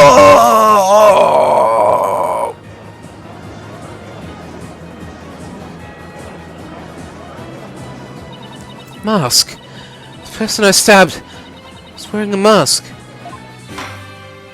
Order! Order in the court! Miss Sykes, did you say something? A mask. Yes. I remember. Athena? What is it?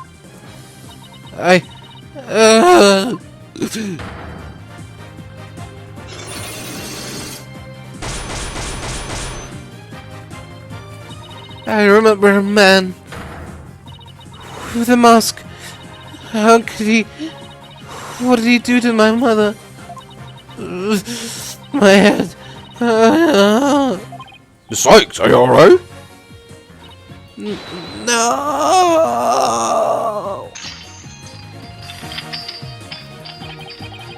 Black Cyclops. They're breaking!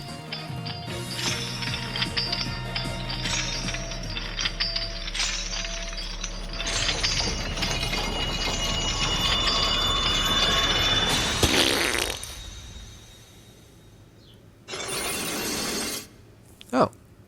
5 at a time, huh? It's all coming back to me. Everything that happened the day my mother was murdered.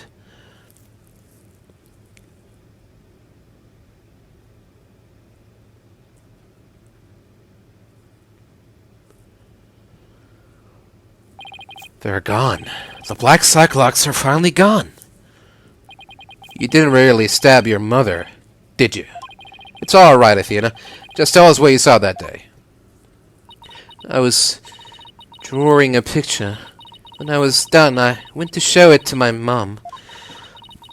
I opened the door, and then... It's all right. I'm right here. You're safe, Athena. She was on the floor by the workbench, with the katana sticking out of her. There was a handkerchief over her face, but I knew it was her by her clothes. And there was a man there. A man? Hold it! Quiet, Your Honor! Go on, Athena. He tried to attack me. In a panic, I grabbed the knife that was there and he dodged it first, so I only got his clothes. But I tried again. And this time you got him, didn't you? I did. I remember it clearly now. The knife went into the back of his hand. Then he kicked me and I passed out.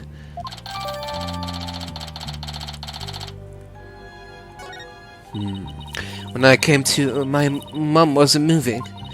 I had to do something. I had to fix her, I thought.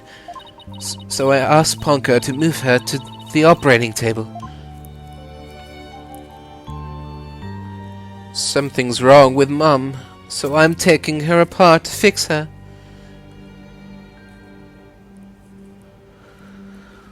So, that's why she said that. Your Honor, as you can see, the defendant has just given us critical testimony. New testimony. A man was there before Miss Sykes arrived. A man who covered the victim's face and put on the victim's jacket. This man is the real culprit. Miss Sykes, do you have any idea who this man was? No, I'm afraid I don't. A few moments ago, Miss Sykes mentioned a mask. Athena, can you tell us anything about that? Yes, the mask. It was my mum's Japanese theater mask. I think it was the one hanging on the wall of the lab. Ah, this mask hanging here on the wall. It's kind of spooky, that mask. My mum used to tell me that a no mask even has the power to turn an ordinary human being into a phantom. A phantom? It would seem that a new suspect has emerged. And that means that all suspicion against Miss Sykes is...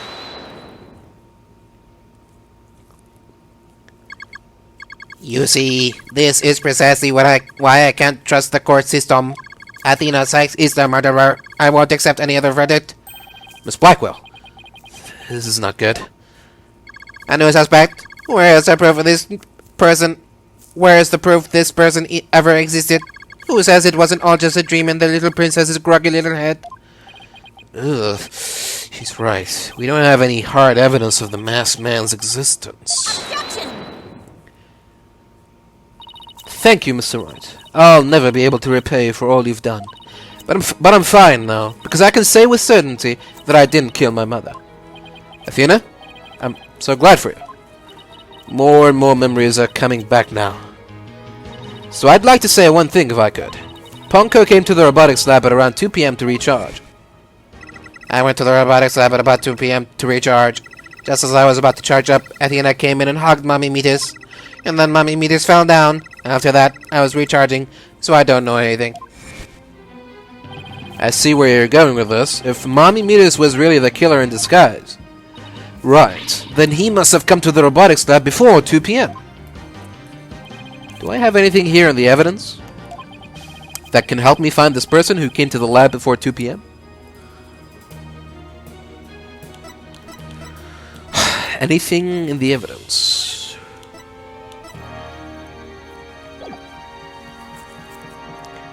Anything in the evidence to help prove...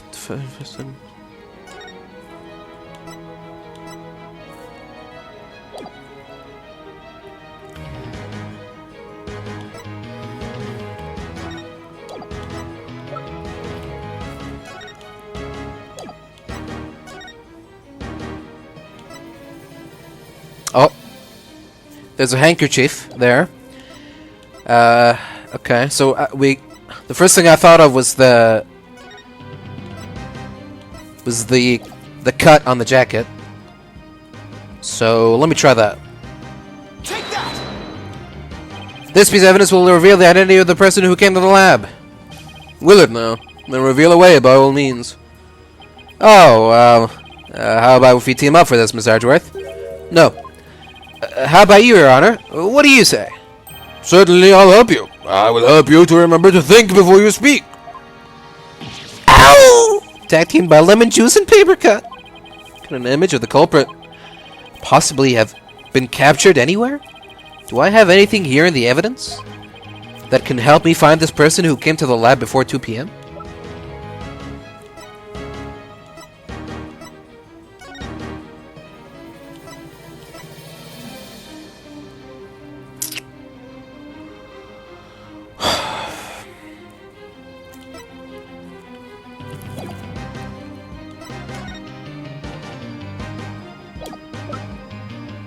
Okay, we'll try the photo then. Take that! This is really? Oh.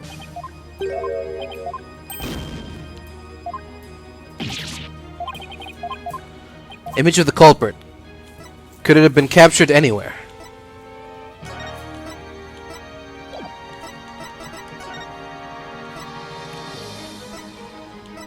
We already tried that. That didn't work.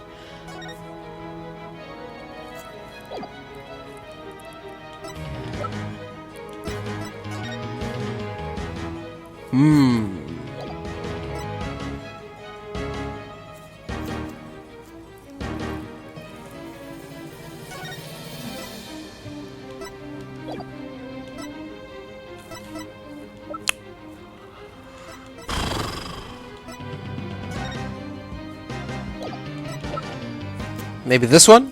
Take that! Wow. Okay. That's not good.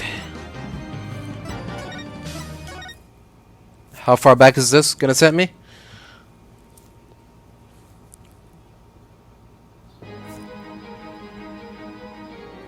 Oh, okay. Wait. Oh, shit. Wow, it auto-saved after I took a penalty? Okay, well, I guess it's better than nothing, I guess. Alright, I'll be right back. Alright, turns out that the evidence that's supposed to present is this. Corridor to the crime scene. Okay, sure. Whatever game. Just whatever. Take that! This is Prosecutor Blackquill leaving the scene after the incident at around 3 p.m. What I'm wondering is, does the video show anyone else passing by there before the... Oh. Okay. I was supposed to infer that, I guess, from that. Whatever. I don't see anything in the investigation report. Looks like they didn't check. Just as I thought. So, if you rewind the footage and go back to around 2 p.m., we should be able to see the true culprit leaving the scene. Very well then, let's take a look.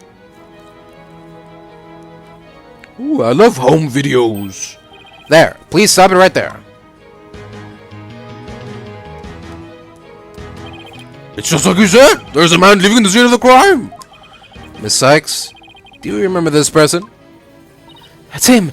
I'm sure of it. He's wearing my mother's jacket. I did, but what I really wanted to see was her jacket. That jacket on display. That was Dr. Sykes's? Can you see it? There's the slash I made with the utility knife that day. And I'm sure that knife is under that jacket somewhere. So then, everything Miss Sykes said? Exactly. It proves that Miss Sykes' memory was correct.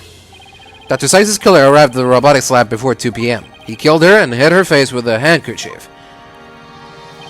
Then he disguised himself with Dr. Sykes' jacket and mask that were there in the lab. The culprit probably knew beforehand that Punko charged up at 2 p.m. every day. So he waited for Punko to come to the lab for a regular recharge. By leaving Dr. Sykes' jacket on, the culprit tricked Punko to thinking he was Dr. Sykes, thereby making it look like she was alive up to that point in time. All to disguise the real time of death. Objection!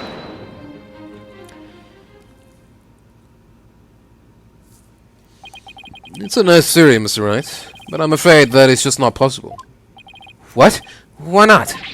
Victim's jacket is clearly visible right there in the video. And that right there is precisely the problem. The ID tag on the jacket of the scene confirms beyond doubt that it belonged to the victim. If the person who left the lab truly was wearing the victim's jacket, then how could it possibly have wound up back at the crime scene? What's going on? That doesn't make sense. Edgeworth's right. If the culprit was wearing the jacket, how did it get back to the lab?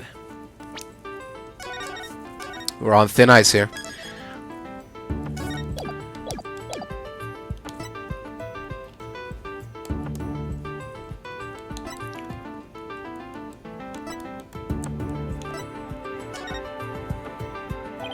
The killer used the jacket as a disguise to make his escape. But in order to conceal that fact, he had to get the jacket back to the crime scene. So the culprit simply returned to the robotics lab later and planted it there. Contradiction resolved. Objection! Except that it would have been impossible. The only people who came to the robotics lab after the killer were Prosecutor Blackquill and the people who reported the body. And they claimed that the jacket was there when they arrived. So, when do you propose this mysterious man of yours had the chance to return the jacket? A puzzling question indeed. When did the culprit have the chance to bring the jacket back?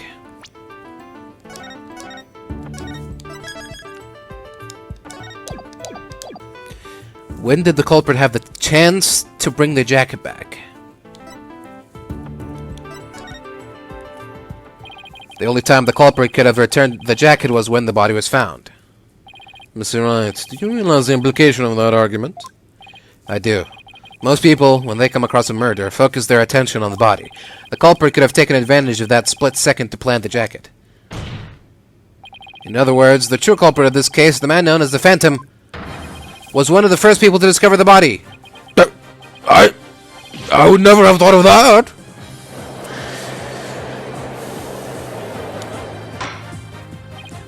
Order in the court.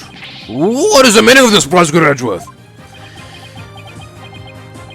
The body was discovered and reported by a group of 3 people. They were there to collect the space prep's capsule in preparation for the Hat 1 launch. One of those people had a special bag to transport the capsule in. Oh, you mean the shock-resistant bag? Correct. I suppose that if the jacket was in that bag, it could have been returned to the scene of the crime without anyone noticing. I'll see to it that you get the reports on those 3 people. You will? We should also check the facial recognition database for that robot. If this person felt the need to hide his face with the theater mask, it might mean that his facial data was once registered. Prosecutor Edgeworth?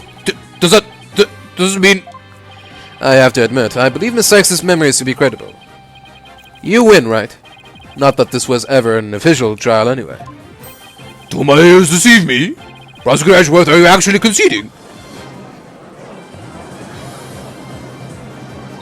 Is it true, boss? Does this mean I can't believe it. It's over. I won. I proved that both Athena and Prosecutor Blackquill are innocent.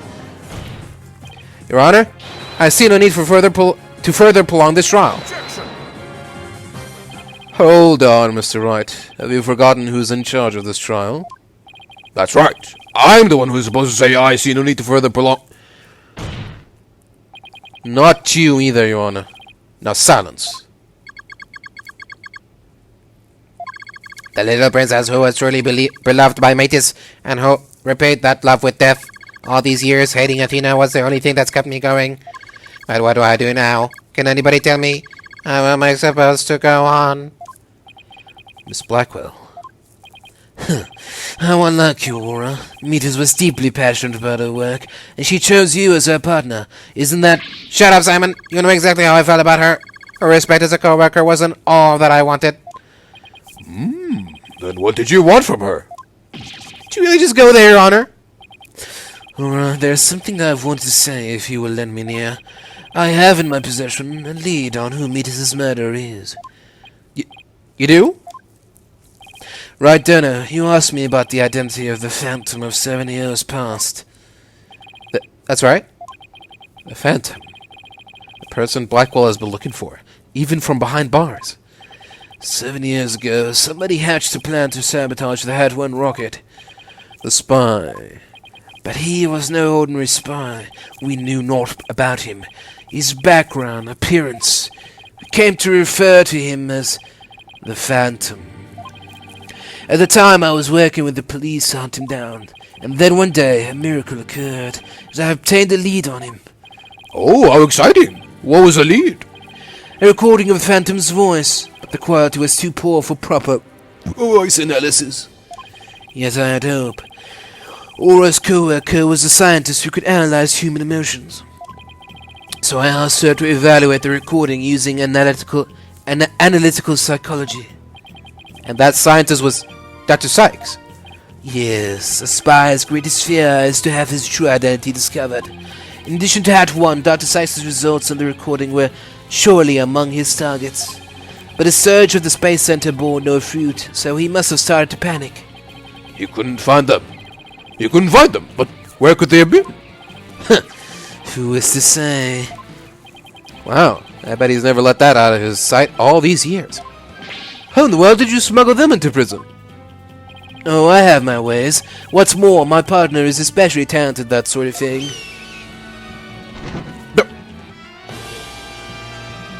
I worked to lure the Phantom in by spreading rumors throughout the underworld. I was even granted permission to prosecute cases to attract the Phantom's attention.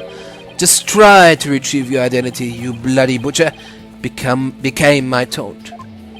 What about the results Dr. Sykes drew up for you? Was there any useful information? Yeah, you can see it for yourself, but take good care of it. It's all I have left in my mentor. I will. I'd better hold on to this real tight. Subject's emotions rarely fluctuate, and he doesn't experience feelings like normal people do.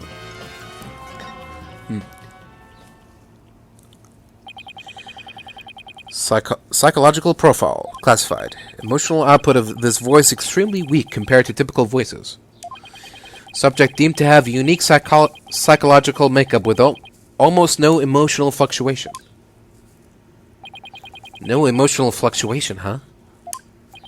Spy who experiences no emotions, not sadness, no anger, and naturally, no fear. He's the very definition of a phantom, a monster with no heart, don't you see? This creature is the rot that destroyed our lives and set what ails us all into motion. The Phantom indeed, a fitting name for the one who has brought darkness to our world. Well then, seems a faint image of this man has started to take shape. Based on what we have learned, I'd like all of you to conduct further investigation. This is not a formal trial, but I do want to follow protocol. If I may, I'd like to hand down my verdicts and bring those proceedings to an end. These proceedings to an end. Whatever. Do what you want. You'll hear no objections from me. Yes, please, Your Honor. It's over. It's finally over. Very well. In that case, Prosecutor Blackquill, could you please take the stand? As a result of this trial, your innocence has been proven. The verdict handed down 7 years ago is hereby overturned. And now, the defendant of the current trial, Miss Athena Sykes. Yes, Your Honor. Mr. Wright, thank you. Thank you for everything. Athena, you're more than welcome. If everyone is ready, I will now give my verdict.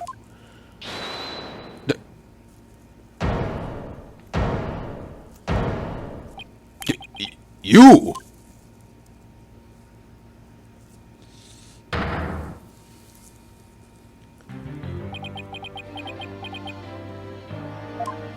Apollo! What is the meaning of this? Congratulations, Mr. Wright and Prosecutor Edgeworth. You uncovered the truth from 7 years ago. You saved Prosecutor Blackquill. However, I can't allow this trial to end just yet.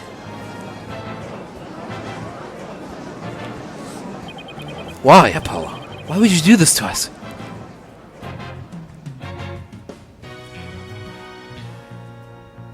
To be continued.